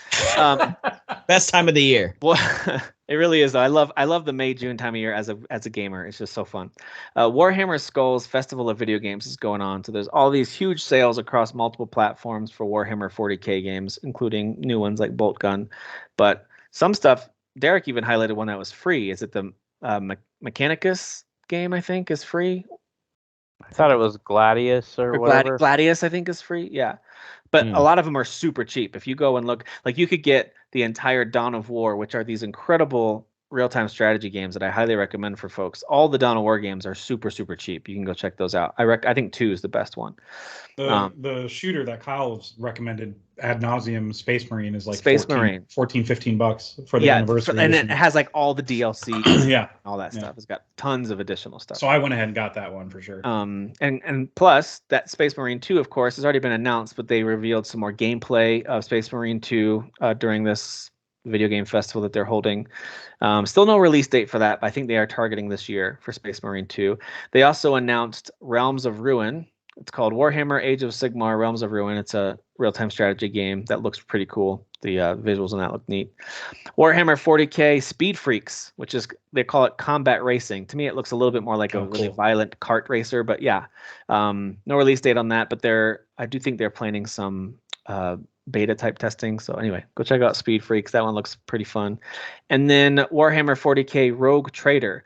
They call it a classic RPG. I had a hard time getting a real feel for exactly what the core gameplay is, but I got some Divinity type vibes from it. Divinity Original Sin.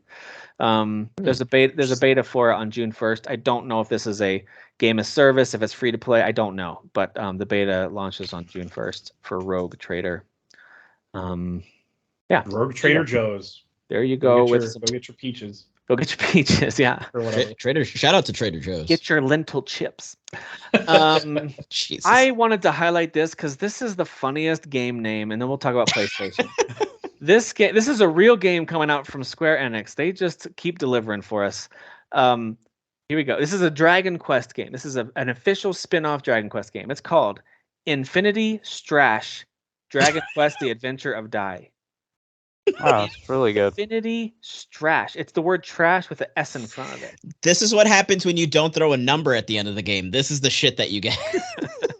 Yeah, this is what Final Fantasy would have been. Yeah, Final Fantasy garbage Strash. can. Yeah.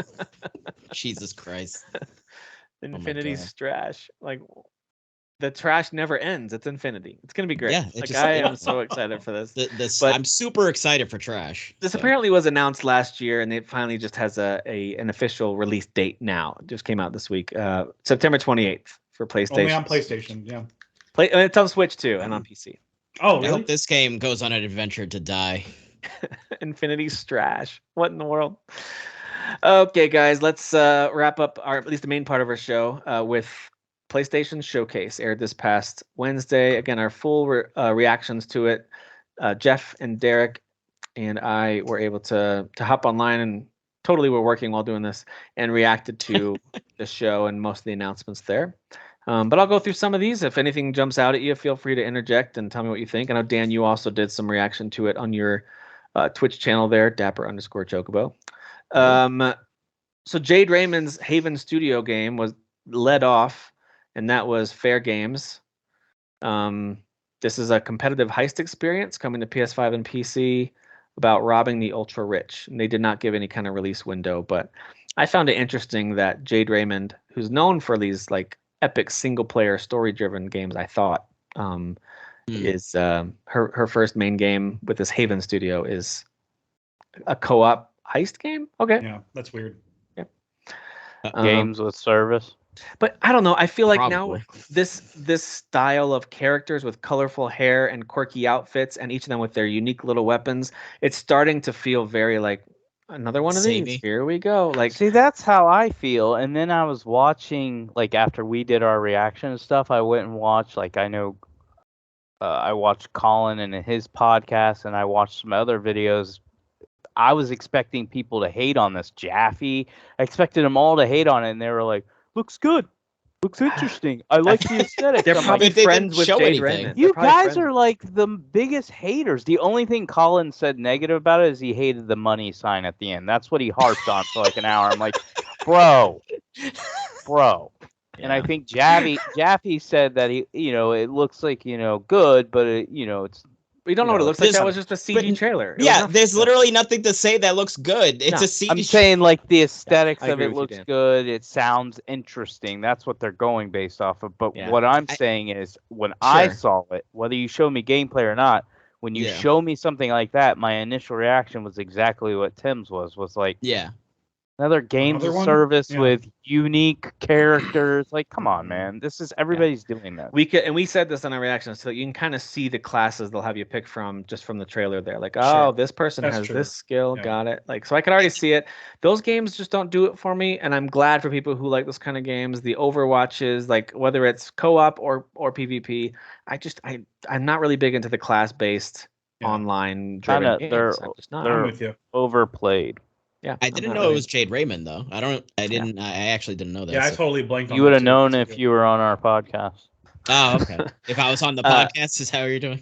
Helldivers 2 followed up with what I thought was a pretty hilarious trailer. Or maybe not hilarious, but it was Sure. funny and clever at the very least. I liked it a lot. Yeah. His face that they froze on was so funny as his family gets killed in front of him.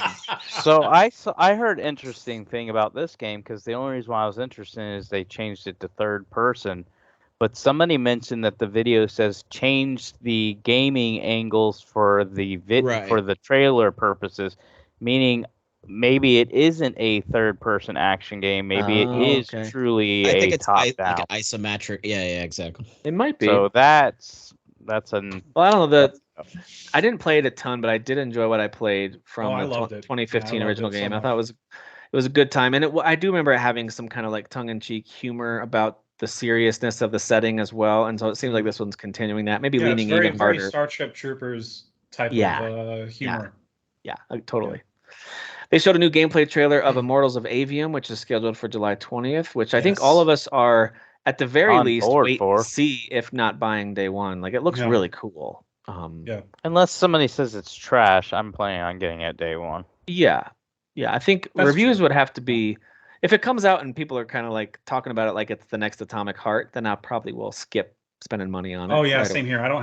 I'm not by that point gonna have space for a 6 out of 10 experience. But it's an Like, EA game. We might get the 10 hours with it, you think? Yeah, that's true. If With it's a Game Pass? single player experience, they always cut it off on the 10 hours. Do they? Well, I'll give it a whirl if it's on the They just EA give you thing, like yeah. 2 or 3 hours of like playtime in the campaign, and then they open it up to something else. Yeah, that makes sense. Then they showed a trailer for Ghost Runner 2, which is scheduled for this year, which pretty I liked the Ghost Runner game. I didn't love it. I didn't like it enough to keep playing it past, a handful of levels. It is pretty tough. It's one of those things where it's like quick reset and try again. Like there's a lot of games out there that are like that. It doesn't work for everyone. I do like that. And like single hit kill. Like if you have to perfect it to the point of like don't get hit.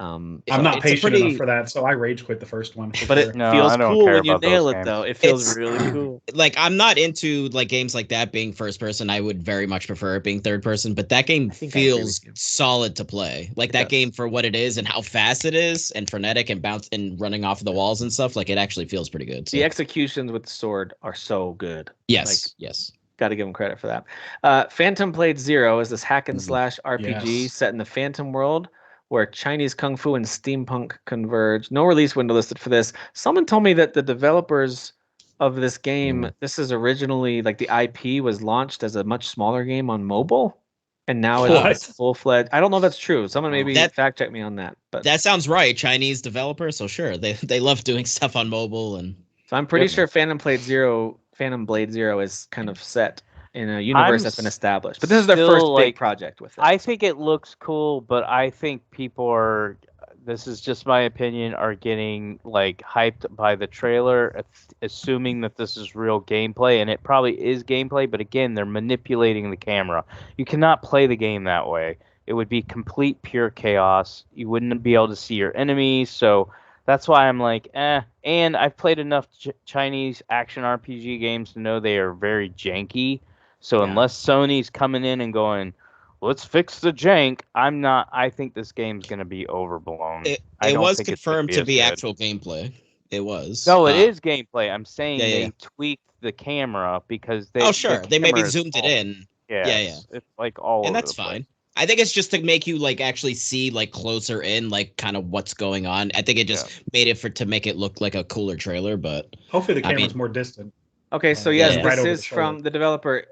They are mobile developers, and they said having a decade of mobile development under our belts, we've learned to simplify control inputs for touchscreens, giving players ways to execute elaborate moves without mindless button mashing. Press X to win. So we've taken those lessons and applied them to action gameplay with the controller. So they're saying they're going to create. They love Monster Hunter and Souls-like games. They wanted to create something like those, but make it simpler for people. I wish you hadn't said any of that because now I'm less hyped for the game. Well, we'll see. The game's not out yet, all right? The game's not out yet, guys, all right? No release window for that one either. This is when we started to pick up on a theme of like, they're not telling us when any of these games are coming out. Right. Sword of the Sea was announced from Giant Squid, of course, of Journey, Abzu, and Pathless fame. No release window for that either. More sand. We're going back to sand, guys. I am very interested in Sword of the Sea. Me too. Cool. Yeah. This looks like a little more, because the Pathless was very action-oriented for that developer. It was. This looks like they're doing more of that. Yeah. But we still don't know what the action looks like yet. Right. It was still very much just traversal focused. Yeah, they kind of nailed. They kind of nailed the ranged combat with Pathless. It was really satisfying and pretty solid. And so this looks like maybe some more melee elements because of the sword piece. But we'll see. We'll see what they say. Like Pathless, but with like. I'm certainly intrigued. Yes. Yeah. Like because I think sand. I think the developer that did Journey. So much sand. I don't know if it was Giant Squid, and I thought it was. I thought like the developer that did Journey like just branched off. They both split, and like and then suddenly they started doing Abzu. Well, he and did another that one Fly. Did something else. Yeah, he did. What was that? Fly? It was only on mobile for some reason. Oh yeah, that's right. Sky. Children Sky. That's what it was. Sky. Yeah. God, I hated that game. And then eventually that came out on Switch, and it was terrible. Yeah, that was such a letdown. That's what the Journey people ended up doing. But the main developers of Journey left and went and did Abzu, which I loved. And so, like, I've loved every variation of game that they've tried to do so far. Yeah. So I'm super on board with this. Yeah, Sword of the Sea was cool, but again, no release window. We did get at least a 2023 generic release window for the Talos Principle 2. Which we were trying to guess what that game was during the beginning of the trailer, and we were way off. And I feel like this is so manipulative. They had 34 games there. In my opinion, this is not an exclusive. Why is this even on your You're show? right. I don't disagree with you. Like, who's like, oh, I can't wait to see another Talos game. Like, nobody cares, man. I've heard as far as like, I think it's a puzzle people type do. of game, right? I mean, yeah, Some I'm pretty people are excited for this super game. into it. Yeah. But they're very they're niche, right? easy to give up on for sure, because they're that type of puzzle game where you're like, well, it's like Entropy Center, where it's like, well, I can't get out of this room without solving this puzzle, so I guess I'm done here. The problem was they hit Phantom Blade 0, which I think even the most skeptical person was like, I'm interested. This looks cool, right? Yeah. And then they did Sword of the Sea, which is a step down, but still interesting for most people, but not for everybody. And then Talos Principle 2, and then Neva, this game from the developers of Gris. Oh, is that? Oh yeah. Which looks real pretty, but we're getting a little more indie and smaller. And then it was That Cat makes sense. Quest, the Pirates of Caribbean, and I was like, what are you doing? No, I'm here for that. Yeah. So That's looking so fun though. That's It 2020. does. It does. The fact you could fight on the world map did look fun. Yeah, But, that's the part that I was like, oh, that's interesting. Oh, that's what the game looks like. That's what The just what the game looks like. Neva and Cat Quest are both 2024, and then they hit us with a brand new IP from Square Enix, Foam Stars. I was like, this is going down so fast. No, hold on, Tim. New IP is actually generous because they're literally just stealing Splatoon. It all is right, Splatoon. they're Splatoon, but you get literally to clean just- the paint off. And now. you know what? Can I just say this for the sake of Gaston? I would play Splatoon so hard before I would ever get near this game. I would play so much Splatoon, Same here. so much before going. And to I don't Foam even Stars. think this game will have like a campaign. Like, at least definitely Splatoon is not, like no. going in that campaign right. direction. I agree with you. I think this is clearly another games of service. Oh, Hey, we want you to stay and play for a while. No, Dude, nobody's- Square is so hit or miss. I feel like sometimes. this is gonna man. fail so hard. I don't know why. I don't know. I don't know They're who just- they're they're- talking to that they're like, this sounds like a great idea. They're not. That's the thing. They're not talking to anybody. It's the CEO, which I think he's on his way out. But apparently, the like new younger guy that's coming in might also be iffy, which is like concerning. Mm. Oh no. But it's just them following trends. It was the CEO just being a dumb old shithead, being like, "Well, NFTs, right? NFTs are great." It's like, no, literally, no one wants NFTs. They're like, but NFTs, I right? actually don't think anybody talks about NFTs anymore. Yeah, Yeah, so those that's good. those You know are what already NFT old stands for? news. It stands for no fucking thanks. All right, that's what it stands for. So, Pretty good, Dan. I like that one. I like that one. But yeah, Foam Stars had Nobody a wants it. combination of all the things that I am not interested in, Yeah. including It the hit fact that every it's, button that I hated. but everything I just described from the first game. What was that one called? Fair Games. Same thing. Like, oh, here's your quirky set of characters that are clearly kind of class based, and they all have their own little personalities and hairdos and hats. And like, I was like, I can't do this. hairdos and hats. I can't do this, man. Not into it. With you. Thankfully, they kept it in they did keep it in kind of the indie realm for a bit. But the next two, I was at least thinking, well, these are interesting looking. The Plucky Squire is still set for 2023. And I think this looks like it could be one of those Tinykin-like lovable games. I think it could be really fun. I think even more so, like Tinykin Yeah. had one realm that it was kind of sticking to in its gameplay, and this one This has looks- multiple. Could be bitter. This could be even bigger, even more epic. This like looks as so an indie. unbelievably unique. Yeah. Like the going to like becoming like a toy, going from like cartoon to a toy, and then like it's just the different sort of like puzzly type things that you're Yeah. figuring out, like depending on what form you're in, is like Like stenciled at one point, and it's yeah, Wow. it just looks so cool. Wow. Yeah, I think it looks So great. creative. Teardown, not my type of game aesthetically or gameplay wise, but I did have to give them props for creating what looked like a completely destructive environment. Yeah. And this kind of Minecraft-like aesthetic, lots of explosions. The explosions actually looked quite good. I was kind of impressed with the smoke and flames that came up from that. But it's called Teardown. Not many people are talking about this one. I don't really know what it is. Is it multiplayer only? Is it a Minecraft built game? that was the question I had during the stream or the watch along. Was like, what's What the is goal? Like, Yeah. you just start in a world and you just destroy stuff, and that's it. Yeah, Literally is what it- I was saying. Is there a campaign? Thanks, that'll be $50. What? Or is it like Meet Your Maker, where you go into players games that other players have built and try to like Yeah, like I don't know. what is Right. it? I don't know. Yeah, So exactly. we're on um, the same wavelength, guys. But it is 2023 for that one too. And then we got this my God. ant being eaten by, what was it that ate it first? A frog? Sure. And then a bird picked. No, the ant was eating the dead frog. Bird picks up the frog. Mm. Bird gets attacked by giant snake. Solid Snake comes out of the shadows. I was like, Oh, what no, is you forgot the crocodile was tussling with the snake. Crocodile and Snake together? Yes. And then there's Solid Snake. I'm sorry, Naked Snake from the way you were just describing that. But by the way, sounds like Michael Scott when he's talking about the commercial that he wants to make zoom out even further, and it's a huge prison. Zoom out even further. That's a sandbox. Yeah. It's a sandbox. Cut to. So this was the first time in a little while during this show, because there was a bit of a break of me being excited, although I was interested in a couple of things. But then I got real pumped. I was like, yes, because this rumor seemed to be pretty legit. We've always talked about Metal Gear rumors. We don't really know what to think about them. And we all announced together, Metal Gear Solid Triangle. Snake Eater. Sweet. Of course, learning that the title is Delta, not Metal Gear Solid Delta. So this is a remake of Metal Gear Solid 3 from the PlayStation 2, which has seen a couple. I think it saw an HD version on PS3, and I think it saw the 3DS version, which I actually had. There was a 3DS version, wasn't there? There was a 3DS version. Dude, I completely forgot about that. It's kind of an ugly one, but it worked. Sure. You know, it is what it is. And then they also announced the Master Collection. So they did not give us a release window for that one. They didn't even say 2024, no release window. But a Master Collection of Metal Gear Solid 1, 2, and 3.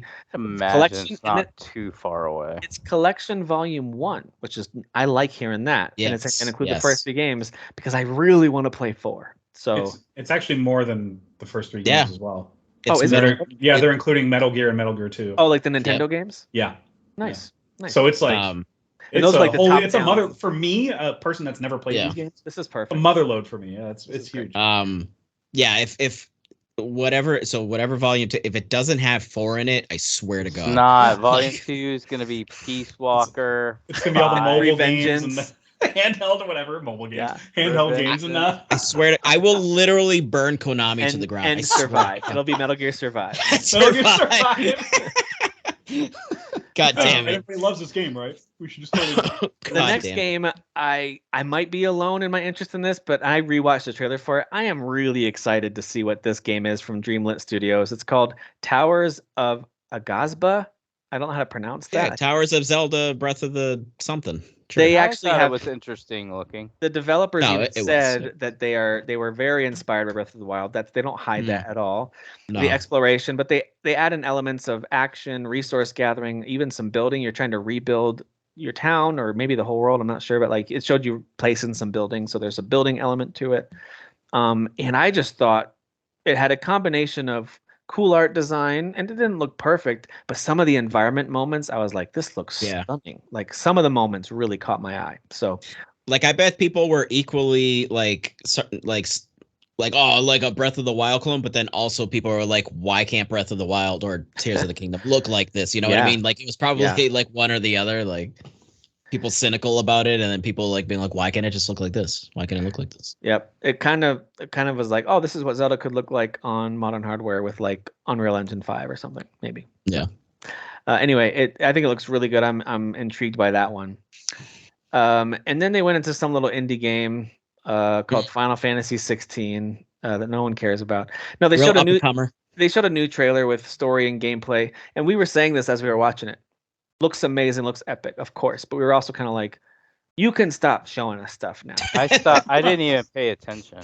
Like, yeah, I was looking away. Like I was like, I'm good. I don't need to. We get it, and a lot of it just had a hands-on preview that week from the journalists. I don't want to sound negative because we're all very hyped for this game, but I do feel like after a while with games like this, you're showing us slightly different variations of what we've already seen. And it was a lot of that. I've already seen little clips of these story moments and dialogue that doesn't make sense out of context, and you fighting a big monster and you summoning your big monster friend to fight another big monster. And it's like, we've already kind of seen these pieces. This is just like, here's another version of that. Yeah, but from a business standpoint, I think we understand why 16 was there, why Gran Turismo movie was there. Like, we know why they were there. We do. Yeah. You're right. Yeah. You're right. They need to keep people's eyeballs on it, you know? I'm not saying they should have just shown an old trailer again. So you're right. They needed to show new content. It's starting to feel a little redundant. I'm like, I don't need this. For us who follow it, yes, I agree. It's like, I don't want to see it. I don't want to know. I don't honestly know much about this game. I really don't. Let's be honest for a second. The target audience for Nintendo Directs, for showcases, Ubisoft forwards, Xbox things,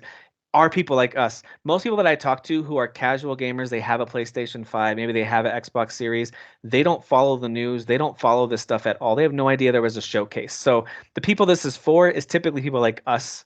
We really are the target audience, to be fair. Yes, but also I don't think a lot of people outside of us watch the actual showcase, but the news from the showcase and the video trailers, all that, I do believe that a lot of the guys I talk to that aren't hardcore, they just play certain games, they find out about that stuff. So like they'll see the trailers and the news from the showcases. So that's why I'm like, I get why they announce that stuff. It's just for us, I hate those.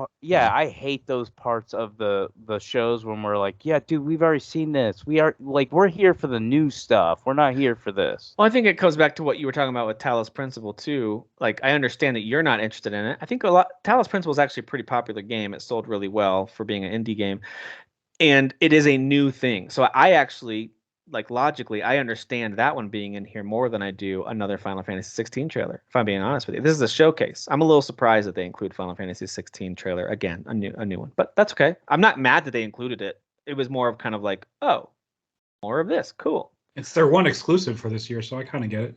Yeah. No, I understand. Well, other than Spider-Man. Oh, yeah, Spider-Man, I guess. Yeah. Which we'll talk about. Alan Wake 2 was confirmed, which I did not. I was like, what is this game? Dude. This trailer. I thought it was going to be like Outlast or one of those like torture porn games that I'm like not into. I was the like, opening shot was like very alarming. Yeah, and then it cut, and as soon as I heard his voice and kind of saw his face, his Keanu Reeves looking hairdo he's rocking now, Sure. and I was like, dude, this looks amazing. I cannot wait. So Alan Wake 2 confirmed for October 17th. So And a date too. Like I beat the first one, and then I started playing the remastered yesterday and today. I played the first 2 chapters, and I had to stop because I was like, oh my god, this game is just it's so dated. It's very dated, and the whole gimmick thing of it is kind of more annoying than fun. It was fun at first, but as you get into harder areas with more tougher enemies and stuff like that, I was like, okay, this is just annoying. I agree with they you don't completely, give you a lot of ammo. You played Alan Wake back in the day, right, Derek? Like, yeah, I beat it on the. So I had totally skipped it. I had never played it, and when I went back and played the remastered version, it's probably been 2 years now, maybe a year and a half since I played it. It was kind of a fun throwback to what games were like in the Xbox 360 days, sort of. But I wouldn't have given it higher than maybe 7, maybe 8 out of 10. Like I didn't think it was amazing, and I was kind of. Did you beat it? Yeah, I finished the story. Like, I thought the story was interesting. It was kind of cool to tie that in with Control and that whole universe they've got going. But yeah, it wasn't. I forgot about that. It wasn't amazing, and so I don't want to insult anyone who holds it in really high regard because they played it back in the day, and nostalgia has really helped hold its spot for them. I just didn't think it played amazingly. I always had it was fine. Positive things to say about it. Now I have more negative things to say about it when I played it back in the day. But even back in the day, I remember struggling with it and being like, oh my god, this game is like very frustrating. It's extremely frustrating. So my point in sharing that is after playing it and getting kind of discouraged, I was like, well, let's hope they make more than just tone changes. I hope they make some significant gameplay. It looks really cool. Well, Control is a pretty fun game, so it is. Imagine. Yeah, Remedy I think has fine-tuned the art form with Quantum Break and Control, and I'm looking forward to seeing what they. Was like before they even really tried the real combat. Yeah. I'm hoping that they take what they've learned from Alan Wake and applied some of the new techniques they learned with Quantum Break and with Control. So I'll mention when you mentioned the Alan Wake remastered, that was my first time playing the game. Yeah, it was for me too. I missed the boat on the 360 release. And I played it on PC, and I was just like Derek said, just like you've said, Tim, it just felt really dated, and I never saw it all the way through. So I think I'm just gonna have to watch a gameplay. The story is worth seeing it through. Yes. It's very confusing, but that's all their games. I loved the ending. I loved one game that's not confusing. I agree with you, and I love the ending of it. The way it kind of leaves you, like, it makes you think. I'm not totally sure exactly what happens, to be honest with you. If you were to be like, well, what really happened versus what I don't did you know if think the having game it? I'm not really sure. actually- I like it. I think the game leaves you believing, is it all in his head or is Yes, it true? does. So I don't Mm. really know, but I kind of like that. So I thought it was good. Because he is Gotcha. a writer, so he probably has it all in his head. By the way, I think Kyle is over the moon about this sequel. Like he is just like this is like his Spider-Man 2 for him. Like he's just so hyped about this game. Yep. So for he'll good reason. come I back mean, on here and gush about the first one, appropriately. So the first one I think counterbalance. is worth visiting if you're planning on playing the second one for sure. I don't think it is a bad experience by any stretch. It's just dated, and you have to go into the mindset of like, hey, this is like a 10, 15-year-old experience. Okay. But it's worth it. It's totally worth it. And then this one will be digital only. This is maybe the first of, I would imagine, several games in the future doing this, where they're going to save money, keep the price of the game reasonable by not distributing it physically. $50, which is great. 50 on PC, 60 on consoles, digital only. So that's interesting. Nice. Maybe that'll actually allow them to keep the release date too. Who knows? Manufacturing is kind of a big deal. Manufacturing is a huge deal, and especially on that time of year. $10 more on consoles though. That's It's interesting. always $10. You guys pay 70 for games. Most of the time we pay 60. I could be wrong, but I'm guessing the publishers have different fees they have to pay with the consoles. But I could be wrong for their stores. Compared to like Steam, it's probably next to nothing. Look at the games that come out on Steam. Anyone could put a game out on Steam. It's ridiculous. I can put a game on there for like $5 where you poke a butt and it farts. Yeah, that's it. That's it. I mean, I would play the PlayStation Store and even the Nintendo's the Switch Store is pretty nasty. Yeah, it's like what is any of this nonsense? It's like I'm trying to find some game for my daughter and I have to go through all this kind of like hentai puzzle game, like Uncover the Girl. I'm like, yikes! God. Literally hentai being in the title. It's like, what do you do? Like, is no one fact checking? Is no one working at Nintendo? They've got AI running it. They're like, that sounds Japanese enough. Yes. Miyamoto actually approved it. Miyamoto, he's into it. Assassin's Creed Mirage was confirmed, like in the least surprising announcement ever. It's too bad this leaked because this could have been a nice third-party announcement for them, but whatever.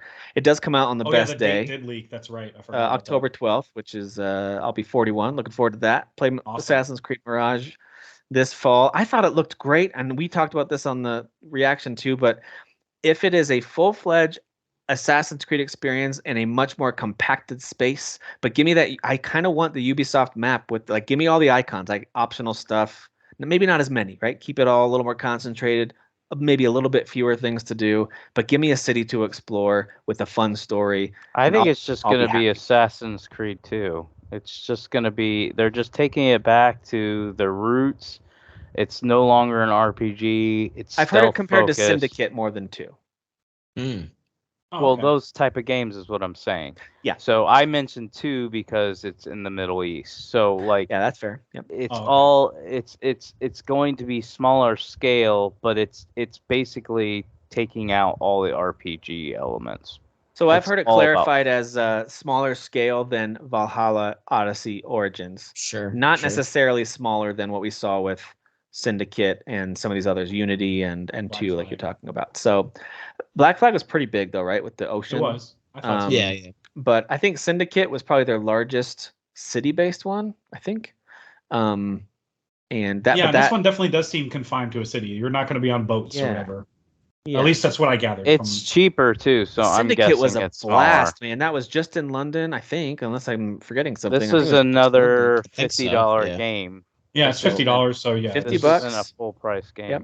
I'm really hoping that they can just deliver on a smaller focused experience. And by smaller, I mean like not 100 hours. So I still think it's going to be a beefy game with plenty to do. It just won't be nearly as bloated as some of the others tend to be. And I know some people really don't like that. I actually do like a sprawling open world fantasy game that has so much for me to do that I always know I can go back to it. I like that. Not everyone does though, and I understand that. I wouldn't be surprised if, honestly, it's like Rogue, and the reason I bring Rogue up is because Rogue was a shorter experience, and it was cheaper, and this one's cheaper, and I think it's going to be a shorter story-based experience. The Rogue was a fun game. That's a good call. Yeah, Rogue was fun. Yeah. And it kind of flipped the story on its head, too. I really liked Rogue. That was a fun game. Yeah. Revenant Hill is this new adventure. We got a teaser trailer from the makers of Night in the Woods, obviously. It is from them. Okay. I was like, that cat literally looks like the main looks like character same I universe. don't know if it's necessarily same universe, but I look at it and I go, how could it not be? It looks exactly right. the same. All right. Anyway, no release window for that one. And then we got a really cool looking trailer for Grand Blue Fantasy Relink. So I had to look this up because I didn't know this. Tell us about the weeb stuff, Tim. I've heard about Grand Blue Fantasy before, and I couldn't remember exactly where I had heard it. I thought, I think this is an old RPG that I never played. Nope. The only place I had ever seen the title was the game Derek referenced, the fighting game, Grand Blue Fantasy Versus. That's where I had seen the title listed before. And why I didn't play it. I'm not a big fighting game fan, but I think the game is pretty well liked, right? I played that tonight because I just realized that it was a PS Plus game or whatever at some point. Oh, was it? I don't even remember. Yeah. Okay, so I had it. So I tried it tonight, and it was a no. I played it for like 10 minutes. I was like, no, I'm not doing that. Was it just complicated and dumb, or was it just just repetitive and not interesting at all? It just feels old. It feels like a really old game. So there's again, I know this is usually a no word in the gaming world, but it was originally a mobile game before it was a fighting game or anything else. The property. Yeah, Grand Blue Fantasy was a mobile game. Yeah. And then they turned it into a fighting game. They actually have been partnering with different developers to help them bring it into other genres and other platforms. They actually have announced a sequel to that fighting game, which is in the works. So it's Grand Blue Fantasy Versus, and it's called something. It's got a subtitle. And then they had planned on, I guess they were already in the works with Platinum Games to develop this action RPG, Grand Blue Fantasy. Now it's called Relink. But they parted ways about 4 years ago. And decided they're just going to develop it themselves. So the original developers of the game have built this game out, and it's set for this winter. And I think it looks pretty cool. I don't know if it's actually going to be cool, but the visuals look great.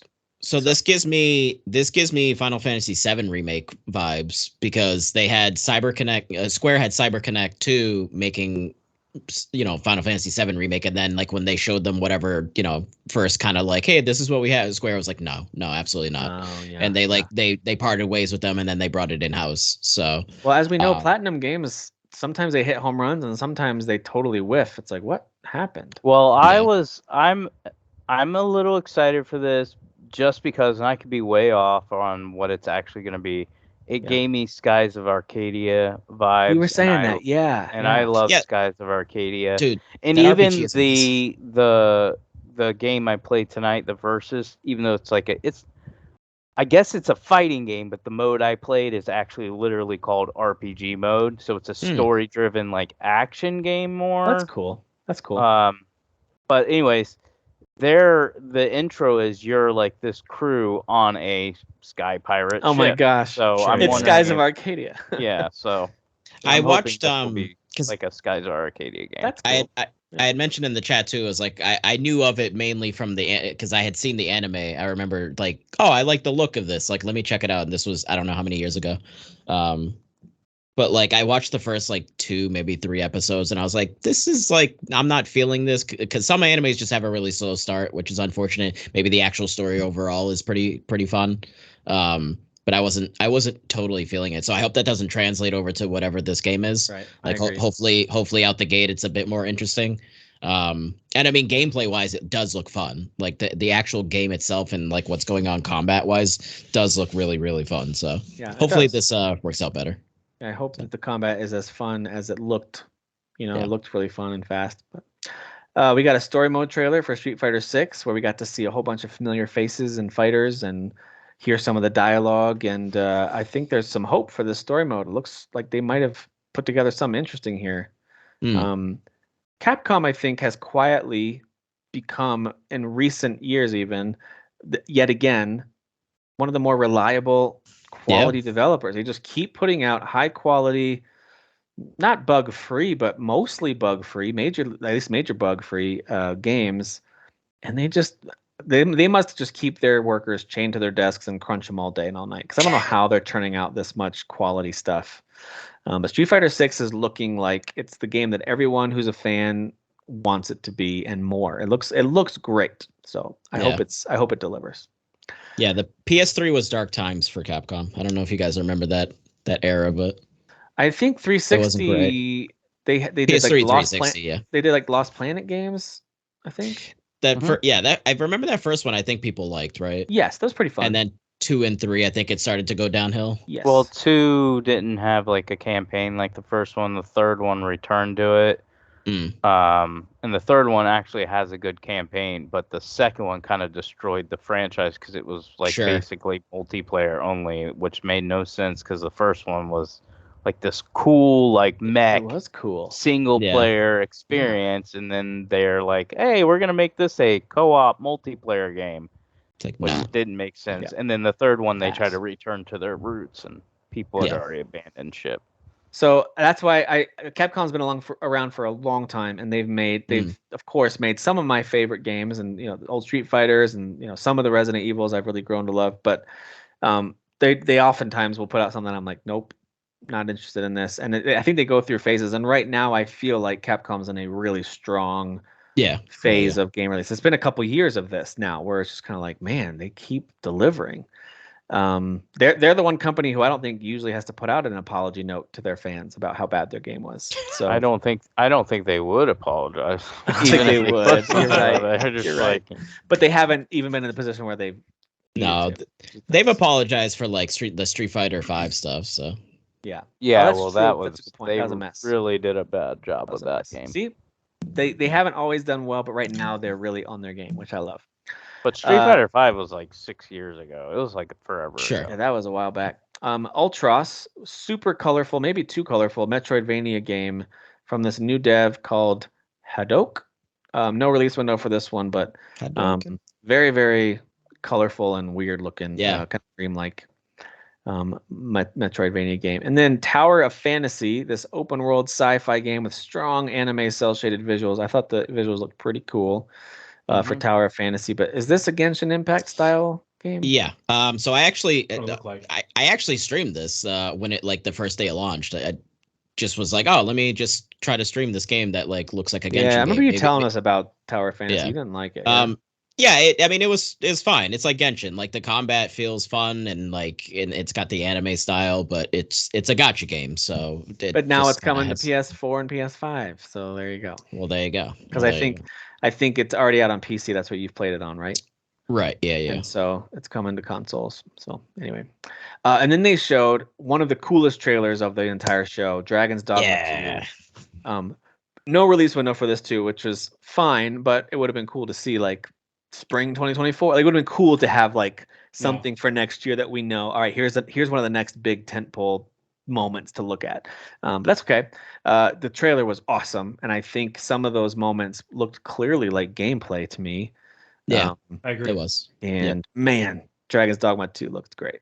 It looks pretty much all of it was gameplay because that's what that game, like the climbing of the enemies, like you don't really see like I mean I can't think of another game where you're climbing enemies the way you do in Dragon's Dogma. I don't know if you can, Derek, because I know you love Dragon's Dogma too. Just Shadow of the Colossus, maybe you climb on your. Yeah, well, sure, yeah. But yeah, fighting not these many. like. But this like the way they do it in their games, I don't feel like. Solar Ash. Yeah. A lot of games do it like that. Yeah. And cutting off like you cut off like some kind of like two-headed beast's tail, and suddenly like it falls to the ground almost like it's staggered. So then you kind of start unleashing hell on it. Like you actually cut off like body parts and stuff. Like it's super sick. Like it's a really good game. Yeah, man, this game looks gorgeous. So I'm excited for this. It looks like a lot of fun. I mean, Capcom, like to me, like the world and the combat is pretty perfect in the original. The only thing I would want them to do is just come up with a better story. Like okay, yeah.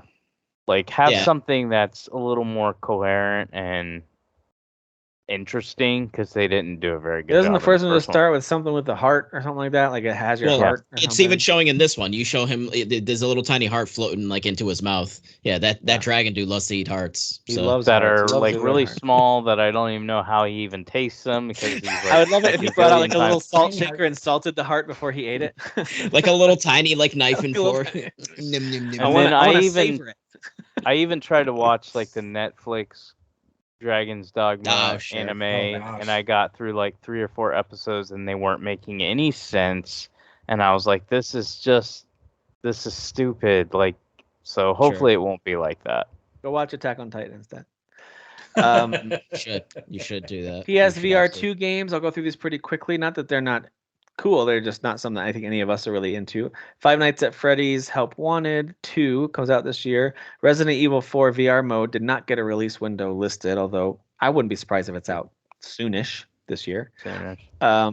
Arizona Sunshine 2 is a 2023 game. That was one with the weird zombies where he was like making it talk or whatever. That looked really so fun, funny. actually. Looked very, very The first silly. one's like a well-liked VR game, so I imagine this one's going to be really good. Yeah, nice. Crossfire Sierra Squad. I didn't see any release date on that one either. Synapse for July 4th. That's their next big game that's coming out. That does look pretty cool. Synapse does look really neat. And then Beat Saber was their out now on PSVR 2 game. With the Queen DLC pack or whatever, right? Yeah, with Queen as their kind of their song pack. All right, so we knew that Bungie was acquired by Sony. We were curious what they've been working on. Turns out they are resurrecting a really old IP that I knew nothing about called Marathon. It was a 1992 Mac shooter that Bungie made. They're saying it's not a direct sequel, but it lives in that world. I don't know what that means. I kind of don't care, if I'm being honest, because this is PvP only, no single player campaign. I think they've only created like 3 IPs in their entire existence. Marathon, Halo, and Destiny. Yes, like, can we come up with something new, please? Now, I think it was, I forget who it was. Was it one of you guys? It could have been Kyle. Someone was saying that the original Marathon game talks about Forerunners, so they think it might live in the same universe as Halo, even. Right. Well, in Halo, they had Destiny in Halo, so they always do that. They like drop hints before they release their new IP. Isn't the word Forerunner thrown around in the Halo universe? Like, I swear that's Oh yeah. It's a race. Forerunner race. So my interest in that game disappeared when I was like, oh, PvP only, no single player campaign, pass. But not surprising. This is literally why Sony bought Bungie. Yep. They literally mentioned. It's what Derek's been saying. Yeah, I agree. I still hate it though, and it's okay. Of course. Yeah. It's just when I saw that, like I don't know if you guys did, but when I saw that, I was like, oh, okay, so game of service, cool, sure, whatever. Yeah, like, and I don't mind if they keep doing it. That's what they're good at. But they're also really good at like other stuff. Like I would love it if go ahead and split them in 2. Put a lot of money into them. Split them in 2. You're our games of service Destiny team, and you're our single player. Let's make something unique team. Yeah, I'm with you. I would love it. I would love a single player experience from Bungie again. I really would. Yeah. Same here. But I didn't. I loved Destiny 2, and that had you could play that solo. A lot of it, not all of it by any stretch, but a lot of it. And so they announced the final shape with the little teaser trailer, reintroducing an old familiar face. No release window for that, though. That'll be, I'm assuming, next late winter, early spring is typically when they. I'm just guessing that's the final thing for Destiny 2. So what does that mean? Are they planning a Destiny 3, or are they going to move on to something else? Like that's what I'm curious. I think if Destiny had been the only game and everything was just add-ons, maybe they'll just stick with Destiny and keep building that out. But since they've made Destiny 2, I think they'll make Destiny 3. I could be wrong. It's just crazy because Destiny 2's been alive way longer than Destiny. I think it's been alive for 6 years. So going on 7. You're right. I think it was a 2017 game, I think. And Destiny 1 was the launch of, it came out a little after it was 2014. PS4. Yeah. So it was only alive for 3 The first Destiny game came out almost 9 years ago. Isn't that crazy? Time's flying. All right. We got a teaser trailer for this game called Concord. This is a newer studio called Firewalk Studios. It's their first original AAA game. This is a PvP multiplayer game. Nothing in the trailer would have told you that. Absolutely nothing. Like it almost was like, hey, look, here's a spaceship. It was like stylish 80s spaceship, a little Guardians of the Galaxy flavor, like a little bit like cassette tapes and like some style. I was like, all right, what is this? PvP multiplayer. Okay, never mind. Exactly. All right. It's so deflating. No wonder they hate it. Yeah. And then we saw the Gran Turismo movie trailer. So they were on a You roll. put LOL in the notes. That's really funny. I did. I put Gran Turismo movie trailer. LOL. Yeah, and then we should get together. We should get together and watch that, right? Like all of us. Let's do a watch party. Absolutely. We're gonna watch Gran Turismo together. Then they very quickly announced a couple of Sony accessories, their hardware they've been working on. This Project Q handheld device that we actually talked about on the show, and I know a couple of us were scoffed at the idea of it, but it's real and it's releasing later this year, I think. And they're still calling it Project Q. They'll probably give it a name. They'll probably call it the Wii U. The Wii Q. Because the Wii Q. you have to have a PS5 to stream from onto this device, which, by the way, looks like someone chopped DualSense in half and put a phone between it. Like, Sure. I'm not saying it doesn't look slick. It looks like an alien made it. It looks really cool. But as I looked at it closer, I was like, they literally just were like, what if the DualSense controller stretched out and we put a If screen? the specs of the screen are not like cool, then why wouldn't I just buy a backbone controller? It's 1080p and 60 frames per second is what they're saying, streaming from your PS5 on the same Wi-Fi network. So what are most phones? Don't they do like 60 they frames probably do per something second? equivalent, I think. So But that's to me, I think one is cloud-based and this is more directly streaming from that device. oh, Yeah, okay, your I streaming get what device is your console. Yeah. So I think it's going to be more reliable within your home. I don't see what it's going to do for anyone who's thinking taking this on the go. It's more like the target audience is someone who has to share the TV with people like myself. But I'm like, oh, let's see what the price is, and maybe I'll be interested, because I want to be able to keep playing. I mean, for example, Final Fantasy 16 comes out, and my kids are all playing on the Xbox on the big TV. I can either Sure. try to relocate my PS5 to the room where I've got a TV, or I can pull out this Project Q device if it's cheap enough that I want to buy it and keep on playing. That'd be cool, but I don't know. I mean, if it's not a cloud device, I know the Logitech for Xbox, that's a cloud device. That's 300, 350. So I can't see this being less than $200 to $300. I don't think it's going to be 100, 150. If it's under 2, I'm going to be really tempted to buy it. If it's 2 or higher, which I think it will be, just so you know, I do think that. Sony, yeah. I'm definitely a wait and see. Let's see what people say about it, like how good it is and all that kind of stuff. But I mean, really, just it's a convenience thing. Like I don't really a need handheld. something like this. It's more of like I would rather have an Asus or a Steam Deck, to be honest with you. Yeah, that's probably why this thing is not going to do that well. But okay, go ahead and try it, Jimmy. Oh, and earbuds. They announced their special PlayStation earbuds. Earbuds make sense. That's a man, good technology call. That's a good call. Well, Did we stop Sony's making never fun made of headphones Jimmy before. because of all the pushback we got this past week? I feel like we should have been guys, ripped I'm off. sorry. Jimmy's late. Jimmy arrived. He got late. lost. Yeah. Clearly. Well, he was sleeping with his PlayStation, and he sleep was holding the Project Q. Yeah.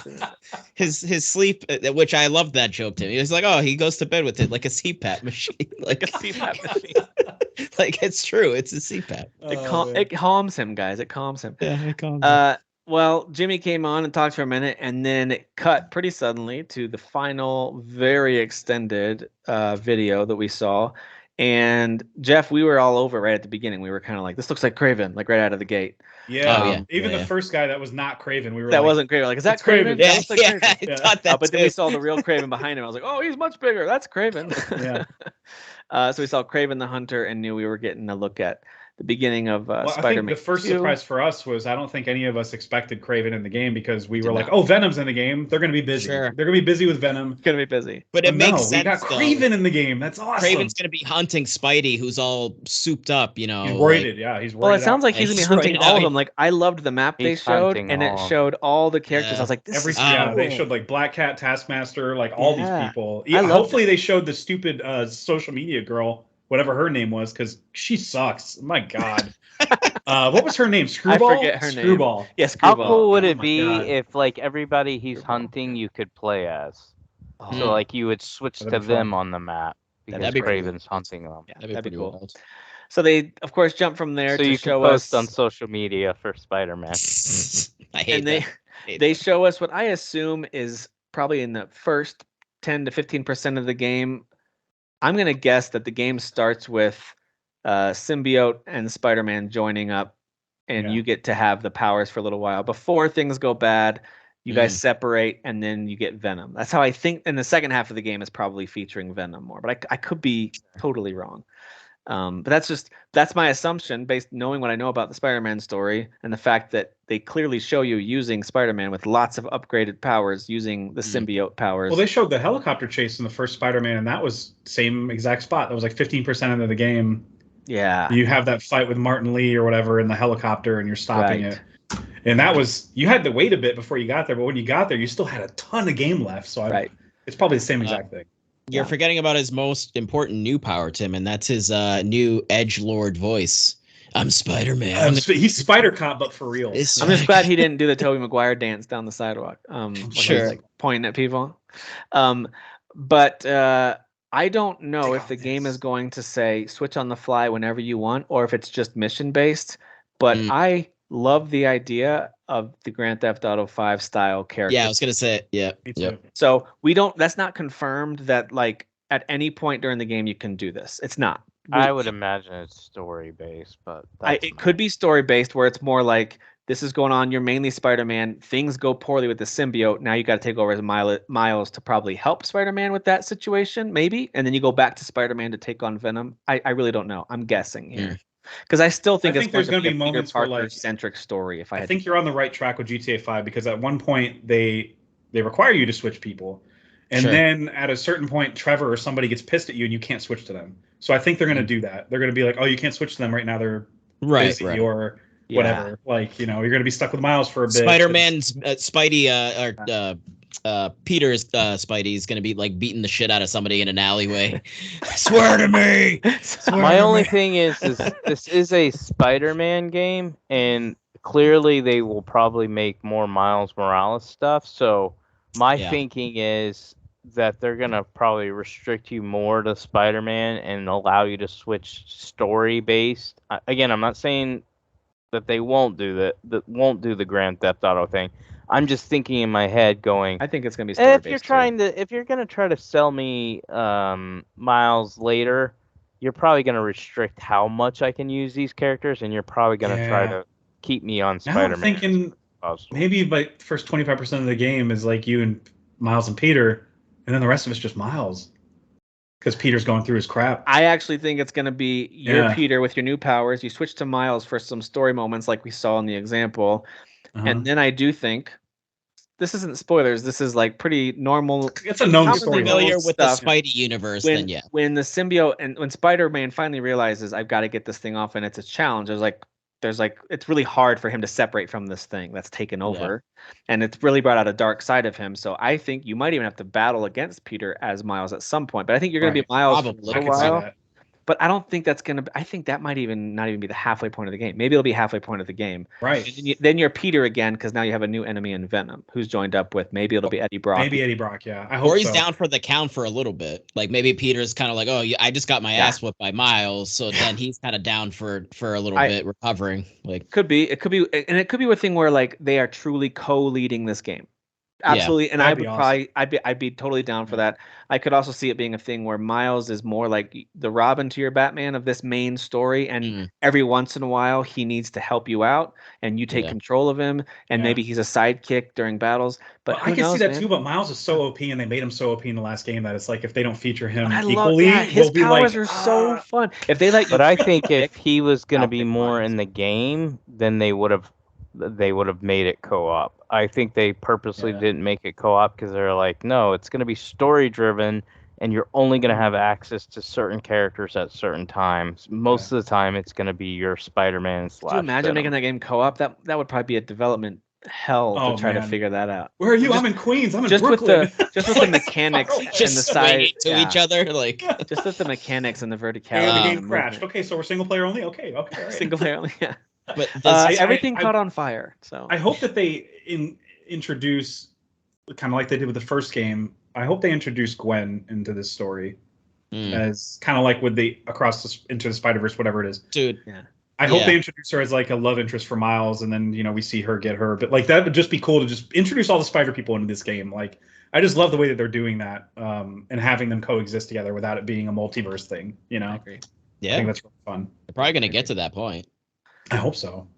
And then, of course, we need Spider Pig in it naturally after that. It is funny that he's got these clearly alien and kind of evil-looking tentacles that are pretty much killing dudes, and Miles is just mildly concerned, like that doesn't really sound like him. I'm look at him, dude. Well, like, I saw somebody. He saw his shadow, like it's a monster shadow, and he goes, "Oh, new suit." That's your reaction, dude. Somebody on Twitter shared the clip real quick of like when Peter saves. I think it's the guy who's fishing, and he like scoops him up. But then then it shows the scene where like he kind of just throws him on the ground, almost like a ball. He just throws him on the ground like a ball, and the guy just kind of bounces off the ground. And Miles is just looking at him like, dude, what the like what was like? You could see he's wearing the suit and everything, but you can tell like his face is like, dude, Peter, what the hell was that? Yeah, I'm so ready for Alpha Peter. That's what we're gonna call him. Alpha Peter. He is Alpha Peter for sure. This is, obviously we hadn't seen gameplay of this yet. We only had like the teaser, right? I don't think we had seen anything else from this game, had we? It was just a cinematic teaser with cinematic teaser that really kind of highlighted that you're gonna see Venom, and then we got so I loved seeing gameplay. I loved seeing like, hey, there's going to be some familiar stealth and combat mechanics, a lot of familiar mechanics, and we're introducing some new wrinkles. I'm sure some people will be critical of that. That's what I wanted. I didn't want a new fight system. I wanted the same core experience. So I'm thrilled about it. I think it looks great. Yeah. They also don't need to show me anything else between now and release. I'm sure they will. I'm with you. There'll be new trailers, but that was a lot. But yeah, the stuff that they did show with like the differences or the enhancements in the combat with like Miles' group web bomb or whatever, or electric bomb, and his wingsuit where he's just literally gliding and he's not even swinging and he's going so fast. And they showed you Queens. We're gonna be able to go across the bridge now. Like, I mean, they showed us all the stuff that wasn't in the first game. Like, that's how you're gonna sell a sequel. Is show me what's not in the first game. Like this in the beginning of Miles's, kind of like 1.5 Spider-Man game. In the very beginning, you get a little bit of a taste of like the kind of combo thing going on. I don't know if you guys remember in the very beginning of that. I'm pretty sure him and Spidey do almost kind of like a combo. I swear. There's against Rhino. Like a combo, some combo moves. Oh, with Rhino, yeah. So there's definitely going to be a lot more of that, I would imagine, in this game, and that's going to be so sick. Yeah, it's going to be so sick. Yeah, they've created that's an amazing the main experience. I think we're going to get. I do think we're going to be able to switch to Miles, but I think it's more going to be like you two teaming up to fight enemies, especially in story mode. And then, of course, you get to switch to Mary Jane to do a random stealth mission. It's got to stealth. You got to stealth. Stay behind the counter as the enemy goes on patrol the other direction. Oh, yeah, those are my favorite. And then you get to switch to Uncle Ben, and he's in the ground. It's gonna be fun. All right, too far. Press X to reach hand through coffin. Too far. That's rough. Oh man. Yeah, of course we were all very excited about that. Cannot wait for Spider-Man 2. Super hyped for that game. But I think the general consensus from what I've seen, tell me if you guys are seeing something different, is that people are overall not thrilled with this. And it's from I don't even mean just from our group, but I feel like even in like the Twitterverse or like seeing others talk about it, just seems outside of our group, I'm seeing more negative than positive. A lot of negative more than positive. Like a lot of hate. Oh yeah. And I will say this around like, hey, where's Sucker Punch? Where are the big hitters? Where's even some of Sony Studios? Like, you know what? That wasn't my personal big thing. Like, well, when the three of us were watching it, I want to say I really liked the show. I did too. But let me say this because my opinion has changed a little bit, and that is, as I found out what some of these games were, it took away from my initial reaction. So while my initial reaction may have been a B+ or something like that, even I made a post saying it was a B. I actually think B's fine, but I wouldn't even be surprised if it's even lower. Like finding out that tower game, I thought that looked like a really cool anime RPG. That's an MMO that's already out. Tower of Fantasy. Yeah. Yeah, I don't care about that at all. But that was one of the games that I was like, this is cool. I'm really interested in that one. Mm-hmm. So there's stuff like that where games, like the more I found out, I was like, I'm not interested in that. I'm not interested in that. And then also piecing together, some of these aren't coming out in forever. Like they're far away. That kind of takes away from it too. So I do see now more understand why there's like a negative to it. because it is overall for PlayStation. This is probably one of the worst shows they've done, but I still overall, as far as there was 34 games, I would say I was at least interested in 20 to 25 of them. That's a good ratio. Yeah, and I was agree with that. really, really interested in probably 10 to 15 of them. So, but the interesting is most of them, not including, of course, Final Fantasy 16 and Spider-Man 2, which we already knew about, and those are exclusives. But most of the ones I cared about aren't Sony exclusives outside of those two that they talked about. That's the other information. The Sony that exclusives that are like you have to play this on PS5 are outside of those two I mentioned, which are awesome, and I can't wait for those. It's a lot of the games as services we've been talking about, and the PvP only, and like whether it's Concord, Fair Games, Marathon. These are major IP that Sony is pushing out as exclusives. That, and I guess Marathon's not an exclusive, but still, I don't really care about these games. So I think we're in that period of time, right, where like Sony fixated on a thing, right, on a trend. So now we're riding that wave of that trend that they want to put out, and then it's going to be people voting with their wallet. If people don't end up playing those, then they'll shut down, and then hopefully Sony learns their lesson and they don't do that nonsense. But the good news is, while we can't say that for this show, that they showed off like a lot of interesting or single player experiences that are exclusive. We know they're still making it, so it's not like they're shutting down studios and going, "You're only doing live services games because that's what's trending, or that's what makes us the most money long term." They're not doing that, so that's good. It's just for this show. I agree with Tim. Like the stuff that's exclusive. So that's the other thing that really hurt it that I forgot to mention when I was talking about this is finding out that most of them were coming to Xbox too. I was like, wow. Can we just talk about that tweet from Xbox where they clapped back right like within an hour of the showcase? They had a whole box full of most of the major announcements, most of them outside of those two exclusives, and we're like, these games are looking pretty good, and like that's all they put with just like. Can't wait to add these to the library, something like that. Yeah. I think Metal Gear Solid 3 was the big one for me because I'll be honest, when I saw that, I was like, this is a PlayStation exclusive. Nope. Because I thought it was Blue Point. So Blue Point is owned by Sony, so that means that my hope for Bloodborne is still out there. I think Blue Point's working on a game as a service. Don't worry about it. I've heard rumblings. God damn it! I've heard rumblings from like podcasters or other journalists, whatever, that have sources that were like, "Yeah, Sony actually sat on quite a few trailers." Yeah, it was like rumors going around now, almost like controlling, not crowd control, but trying to like save face, so to speak. But maybe Sony leaked that themselves, and they're trust me, there's more. That's literally the dumbest article ever because you could literally say that about every company. Every company is sitting on something. So like, I didn't understand what that article was. Like they were like, PlayStation was sitting on stuff. So is Xbox. It's because we whine about if they show stuff too early too. So like, of course they're not going to announce something that's like, well, we think this is coming out in 2026. Should we talk about it? No, because you're going to yell at us. That's why the thing with these presentations, I mean, even if it's just like, even if it's just one or two things like, oh, cool, those were cool, I'm fine.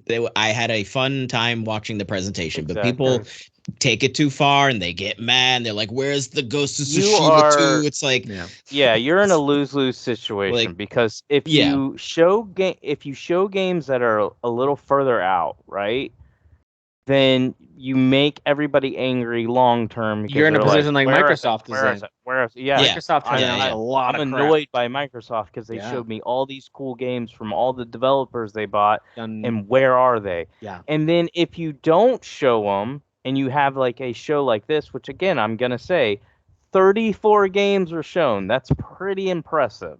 34 games were shown, and a lot of them are very interesting. And they weren't these big name games or big surprises or anything like that. Then you get people going, well, where's Ghost of Tsushima? Where's this is supposed to be an E3 equivalent. So like, of course, people are going to naturally go, where were the big announcements? Because Metal Gear was rumored, Spider-Man 2 we expected a lot of things based on rumors, but the lack of surprises, I guess it sounds like it hurt some people more than others. Yes. For sure. Sure. Yes. So just real quick with Sony Studios, I was looking at the Push Square listing. They actually a few days ago we were addressing this exact question. So they just listed all the internal studios, the first party studios, and what they are currently working on. So like Polyphony Digital just launched. Gran Turismo 7, of course. So they're supporting that. Mhm. Team Asobi is working on a 3D action game that most people assume is a new Astro game, probably VR, because they do the Astro games. Fire Sprite also did a lot of VR work. They helped with Horizon Call the Mountain, and so they're probably still working on that. It looks like they're working on a horror VR game now.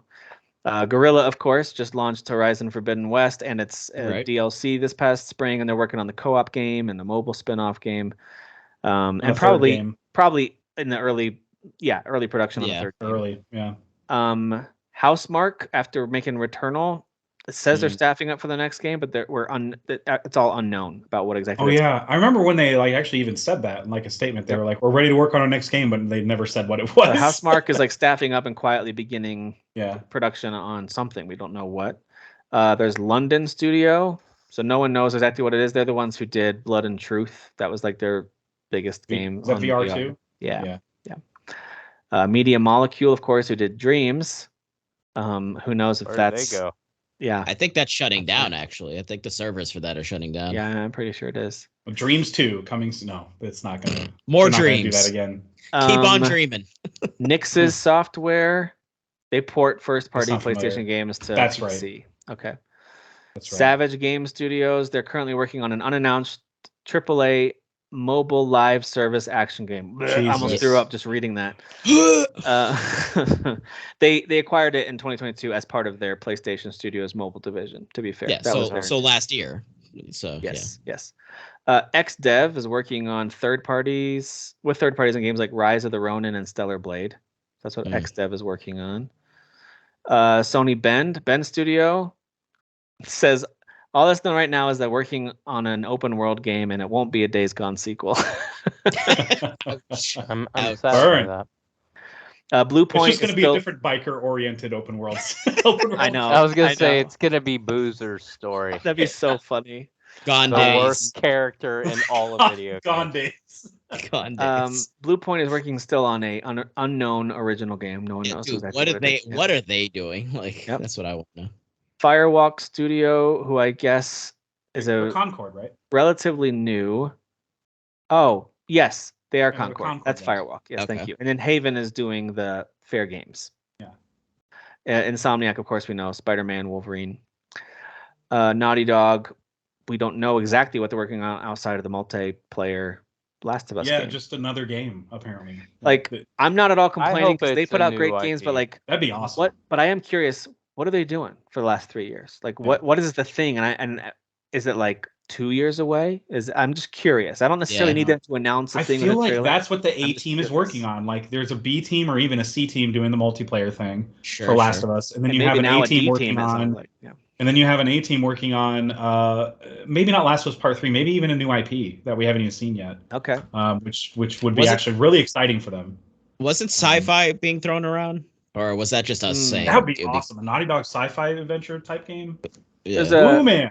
There's That'd a be small cool. studio called Pixel Opus. They were created from a team they created the game called Entwined as development studio. Students. I don't know if you guys remember that game Entwined with two colorful Oh. birds that would like entwine. Mhm. It sounds and- familiar. And then they It's the they one were that they were launched, hired right? by. like Yes. after a show. It was kind of like look what students are making. It was a cool. Yeah, little, yeah.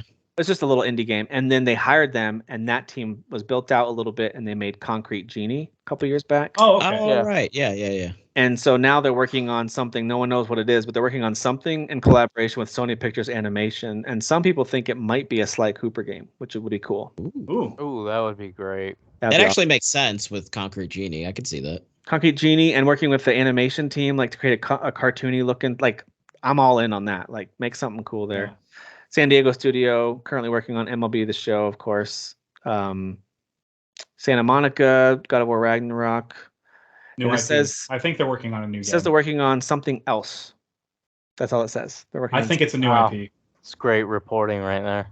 They're doing something. Something else.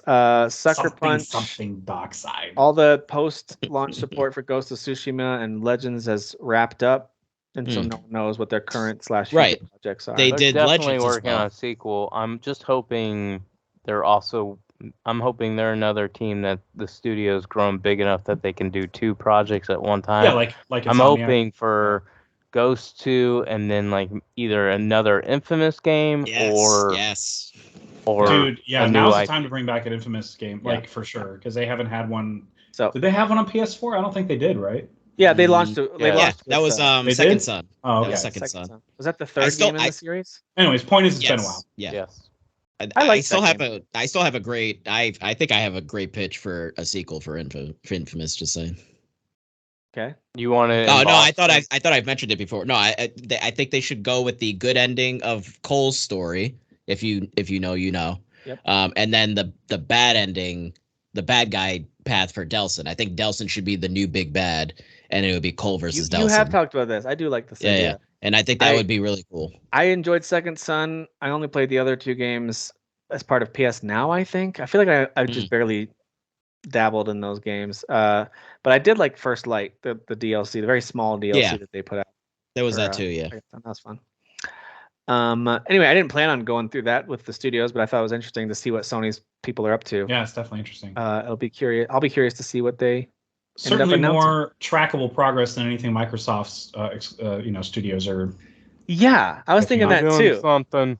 We're doing Forza and then whatever Obsidian's doing, whatever they're doing. Yeah. You know what's funny is like you read through the Sony stuff and the studios that you're kind of scratching your head like, what are they working on? It's really only been a handful of years since they've released a major game. Like Naughty Dog, I'm like, what's Naughty Dog doing? It's only been 3 years since one of the biggest games ever been that long. Yeah, I'm still arguing about Last of Us Part 2. Come on. And Sucker Punch released this massive game that same year, and they did a huge multiplayer thing with Legends. Like they actually delivered the multiplayer element, and we're supporting that for a while. Yeah. So I'm going, all right.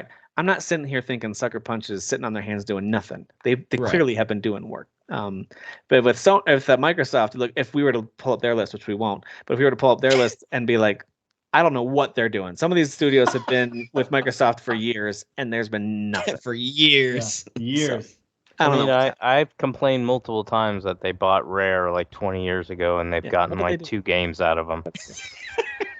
Oh man. And that was like a big get when they got them. Rare was like awesome back then. All right, well let's wrap this thing up. Kyle's not here to give us his quick hits. I actually don't have anything really to share like that I'm playing outside of the major stuff we've already talked about. So I'll throw it to any of the 3 of you if you've got something you're watching or playing that you want to highlight for us. So speak up if you want to highlight anything. Just real quick. I only played a few hours of Zelda this week, so I got nothing there. I'm pretty much in the same spot. The only thing that I would add is that I finished season 4 and 5 of Cobra Kai. Oh, cool! I didn't realize that is like the greatest worst show ever. I know. Like, the whole time I'm watching it, I'm like, dude, I absolutely have to watch every episode. Like, you can't start it and then not go to the next one. It's so cheesy and the writing not always well acted you on everything. Yeah, I love it terribly. And like even my favorite character, who of course he's Alpha AF. Johnny? Like Johnny's the greatest character of all time. Just because he says stuff that I would say, and I'm like, dude, that's so inappropriate. It's so offensive, but he doesn't care. He just says it. Yeah. But I absolutely Derek is Johnny and I'm Daniel, and that's how our relationship goes. I'm fine with you being Daniel as long as you don't ever do his haircut, because the whole time I'm watching the show, I can't do it. I'm like the whole time I'm watching the show, I'm like, dude, Daniel, please, like somebody like see that his hair looks like it's a wig.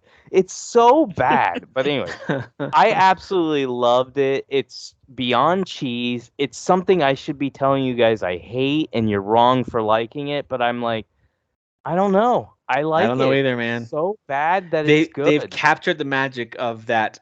This cheesiness can be a blast, and they've just captured it. It's not only so bad it's good. It's that they do the bad stuff so well. Like, yes. Like even the fights during the tournaments, which should come off like as a Disney Channel original, fighting. They're fun. The fight choreography is actually really good for that Yeah. level of show.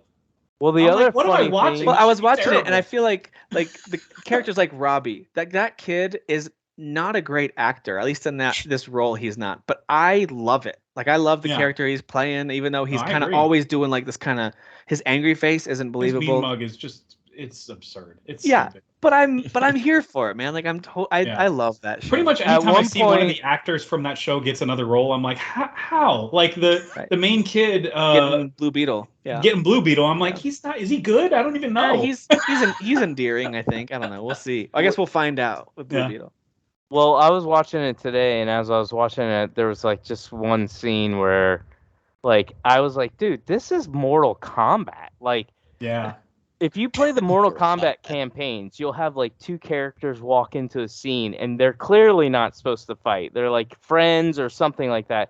And they'll have them beef over something stupid, and they'll just go into this dramatic, like, we're going to fight now. Yeah, it happens like at the county fair and at the high school. At the And pool. so I'm Yeah. watching this, and I'm going, oh my God, this is not even close to real life. They all Because they're get just their like, karate stances going. Yeah, It's like they were at a water park, and then all of a sudden they're just going to throw down in a water park. I'm like, who does this? That's actually very dangerous. Somebody could hurt themselves. Yeah. Seriously. As soon as you try to throw a kick, you're down on the Dan floor. taking on the dad role there. I like that. Well, the Kids, knock lifeguard it off. kept That's extremely dangerous. the lifeguard kept doing that. Guys, knock it off. Nice. Stop, Yeah, stop, that's stop, it. stop. And they just were like, nope, we're gonna fight right now. Oh Yeah, that man, show's great. God. it is great. I'm on season 4 of Attack on Titan, whatever. Yes. Attack of the Titans, whatever. Remember the season- Titans. Go ahead. So last Yeah. time we talked, I had finished season 1, so that should tell you how quickly I'm kind Jeez. of going through the show and really enjoying. Derek, I think you're gonna love it if you give it a shot. it's so good. It's so effed. The It's so reveals effed. are like, I mean, they're just next level now. Like I feel Wait, like so hold on. So you finished season 3. season 2 and 3, yes, yeah. Can you believe like we finally got there, Jeff? We got to the place. We got We to got the there. place. We got to the place thing. with the thing and That's the the deal. thing. And We got to the Revelations. place, and there were like just like 4 or 5 episodes of just lore, and like Yeah, yeah. I'm but still it's so like, good. catching up mentally. I'm Oh, still that's like, awesome. what the hell did I just Yeah, watch? I so can't wait to good. see 3. I'm And then looking forward season to it. 4 starts in a totally different perspective. Yep. And I'm still like, it Remember, feels like a whirlwind. Kyle said Like, 4 won't make a lot of sense. You're gonna want to go look things up. Wait it out. He said, keep watching because it'll come yes, together. because it starts on a totally different Yes. area Yeah, that yeah. you've never been. You're like, who are these people? He said that Except your there's a couple instinct's people you gonna. He recognize. said your instinct's gonna be, I Right. missed something. I got to go look all this up. And he Yeah. said, don't. No, yeah, No, I'm just letting yeah, it no. play out because it is Yeah, a yeah. half-hour show, but it's so epic that it's like it feels like it should be an hour every single week because it's or 2 maybe. I'll It's probably There's so much watch story it. They're telling. I did start it last weekend after we talked, and then I switched to Hillsong. But that Yeah. was because my daughter walked in on me, and she was like, "What are Who are you these doing?" naked guys? And I was She like, shamed you.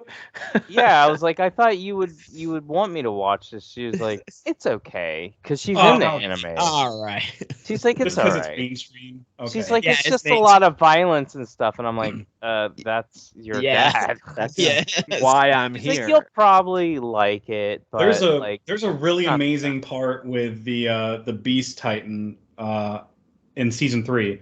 The Don't tell Beast me, I haven't Titan, seen it. and he's like got all of these other Titans around him. Oh my And god. there's a part where he gets surprised by something, and it is amazing. I'm gonna assume Oh it's a my birthday God, party. dude, I'm gonna it's assume so it's a good. birthday party, and that's what it's gonna be in my You're, head. until you're I- talking about when they get to the wall, right? When they Yeah, when they're Yeah. all kind of just hanging out at the wall, just Yeah, being like, yeah, "What are you gonna yeah. do? We got Titans here. What are you gonna do? What are you gonna do?" Yeah. What And then another show I recommend. It's brand new. It kind of launched with the whole Max rebrand, which is stupid still. so tough. But So the Smartless docuseries thing. The podcast is Jason Bateman, Will Arnett, and the gay dude from Will and Grace. What's his name? Sean Hayes. God. Sean There you go. I was Sean gonna say there's Hayes. several gay dudes in Will and Grace. That's true. I guess that's true. But Sean Hayes, they host a podcast together, and the whole conceit is one of them brings a guest on, and none of them know who the guest is, with the okay. exception of the person introducing the guest. That's cool. And so they took the show on the road, and that's what the docuseries is about, them going on the road. And it shows when they flop too. Like one time in Boston, Jason Bateman was like, here's a guy who graduated from MIT to talk about artificial intelligence, and people were like leaving in the middle of the show. It bombed. Like, you know, so they include that too. But the best parts of the show are the stuff in between, because those guys are always razzing each other. Like always. Yeah. Like Will Arnett's always taking digs at Jason Bateman being in Teen Wolf 2, and like they're just always like slamming each other. It's so much fun. So I definitely recommend that. I've got that done in like a Wasn't sitting. his sister in Family Ties? Yeah, Justine Bateman. Yeah. Okay. Yeah. She's like a president or vice president of SAG now or something. She's like a big deal or something. She's an executive, huh? Yeah, she's been in the business for a long time. Yeah, that family has been around a while. Nepo babies, am I right? But yeah, that's all I've got to watch. It's like real Ozark. Cool. Yeah, I'm still just playing Zelda. I think I'm like 60 hours into it, and I basically haven't touched any story, because that's the plan now. I'm going to circle back around to it after I get to. What the hell are you doing for 60 hours? I got 69 shrines done so far. Nice. Oh, I'm over 50, nice. And so I'm doing story stuff. I will say this: I listened to this past dude. week's Game Scoop episode, which is still the only IGN content that I regularly listen to or watch. But one of the guys on the show shared, I think, a relatively spoiler-free story about Zelda, about a boss he was fighting that was using some kind of sludge that made the combat really tough. And so he just talked about, all right, I'm just going to build something and then use this. There's a feature where you can kind of auto-build copies of the things, of something that you make. And he just essentially built a sprinkler system that he placed all around the arena to wash away the sludge, and it made the fight super easy. And just listening to him describe it, I was like, I doubt that's what they wanted you to do necessarily. Right. Maybe they did, but he thought of that. He like activated the sprinklers and like, I was like, this is the best game. This is just the best. Even just hearing him talk about it, I was like, this game. Yeah, like I fought. I don't know if you guys have seen the dragons flying around. Just seen them in the sky at a distance. Okay, so I fought my first one. I was like, all right, I'm gonna go for that one right there. It was a nice one. So I went after the ice Hydra dragon thing, and it was actually not too. So I died a couple times, and then I was like, all right, you know what? I'm gonna be smart about this. So there was like all these broken structures like on the ground. So I was climbing up at them. I was climbing up them, and then I was leaping off to do the slow-mo arrow in the face, because I was having a hard time aiming at because their heads are kind of small. So I was having a hard time aiming at them in real time. So I was like, I'm just gonna climb up these, jump off, slow down time, and then shoot them. So like it was way easier, because then I was knocking them down. Until he got slow time. That's good. Yes, exactly. But then in his last phase, he basically created like this like freaking like ice tornado thing that was shooting down spears of ice, like raining down on me. So I had to jump on one of those things that fell from the sky. So this was pretty badass. I had to run over to it while I was dodging these ice spikes. I ran over to it. I reversed time on it so I could go back up to him, because he wasn't coming down. So I jumped on it, I reversed time, went back up to him, and then I leaped off of it. Slow-mo arrows to the face. He fell down, and then I just a couple more hits, and then he was dead. Like I felt like such a badass. So cool. That sounds like a good. That's a good boss story right there. Yeah, it was like I was like, all right, let me try it, because I saw the thing fall down. I was like, I'm gonna run over right to that, and then it worked out. It was just it was a case of kind of like. Go ahead. Yeah, that's optional. Oh, the dragons are. Oh yeah. It was optional. He's just a pro gamer like that. Okay. Oh yeah, that's what. Well, technically in this game, everything's optional, because you can literally just go to the end of the game. True. But it's not part of like the story. They don't tell you go take these things down necessarily, right? Or do they? Yeah, no. It's just I haven't gotten anything. I haven't gotten to anything that says that you have to. So you just did. You were like, I'm gonna do this. You're just like, you know what? Let's see what happens. You just see him when you're out in the world exploring. Like I ran into a smug dragon. I ran into all a three lightning faces. one, and he killed me like 16 times. Oh, look at me! I can fly in the sky. Yeah, exactly. So Derek, you haven't played it a ton more, but you're probably farther in the story than any of us still. Even though I'm near the fourth temple. Yeah. So when I decide to actually play, I might go in there and try to beat the fourth temple. Yeah. But I'm like, how many temples are there? 5. Oh, okay. I thought you were gonna say 10, and I was gonna be like, like. I wouldn't be surprised. I have heard several people say that Breath of the Wild didn't quite do it for me. I know I was like one of the haters, but Tears of the Kingdom is my game. Like I've heard a lot of people say that, and I love hearing that. And people who love Breath of the Wild are like, I love this game too. So I think that's really cool. But have you ever argued with a guy that said Breath of the Wild is not that special, and that anybody who thinks that it's special has just not played JRPGs, because everything that Breath of the Wild has done, JRPGs has already done? What? Please tell me that doesn't make sense to any of you guys, because I've fought with this guy, not like fought with him a lot, but I've yelled at him in the last 2 or 3 years, because every time I see him post, he's always posting stupid shit. And he's always in unlock. So anytime you go in there, he's always in there. He's one of those guys, always active. And he says the same argument on Breath of the Wild every single time. So is he one of these morons that thinks Zelda is an RPG? He keeps saying that all the praise that Breath of the Wild got, everything it got praised for, is all stuff JRPGs have been doing for years. It's not doing anything special. It doesn't make any sense, but that's It doesn't make any sense. And people try to explain, they're like, he's like, but a guy today that I was reading the comments, I didn't bother arguing with him today, but he was saying, but in Breath of the Wild, you could climb everywhere, and it changed the way you played the game and explore and all. He's like, that's not special. It didn't change the world. Blah blah blah. I'm like, dude, you're just looking for reasons to say this game isn't that great. That's all it is. Yeah. Christ. Yeah, there's a lot of people out there like that. They want to have the special. They want to have the special opinion.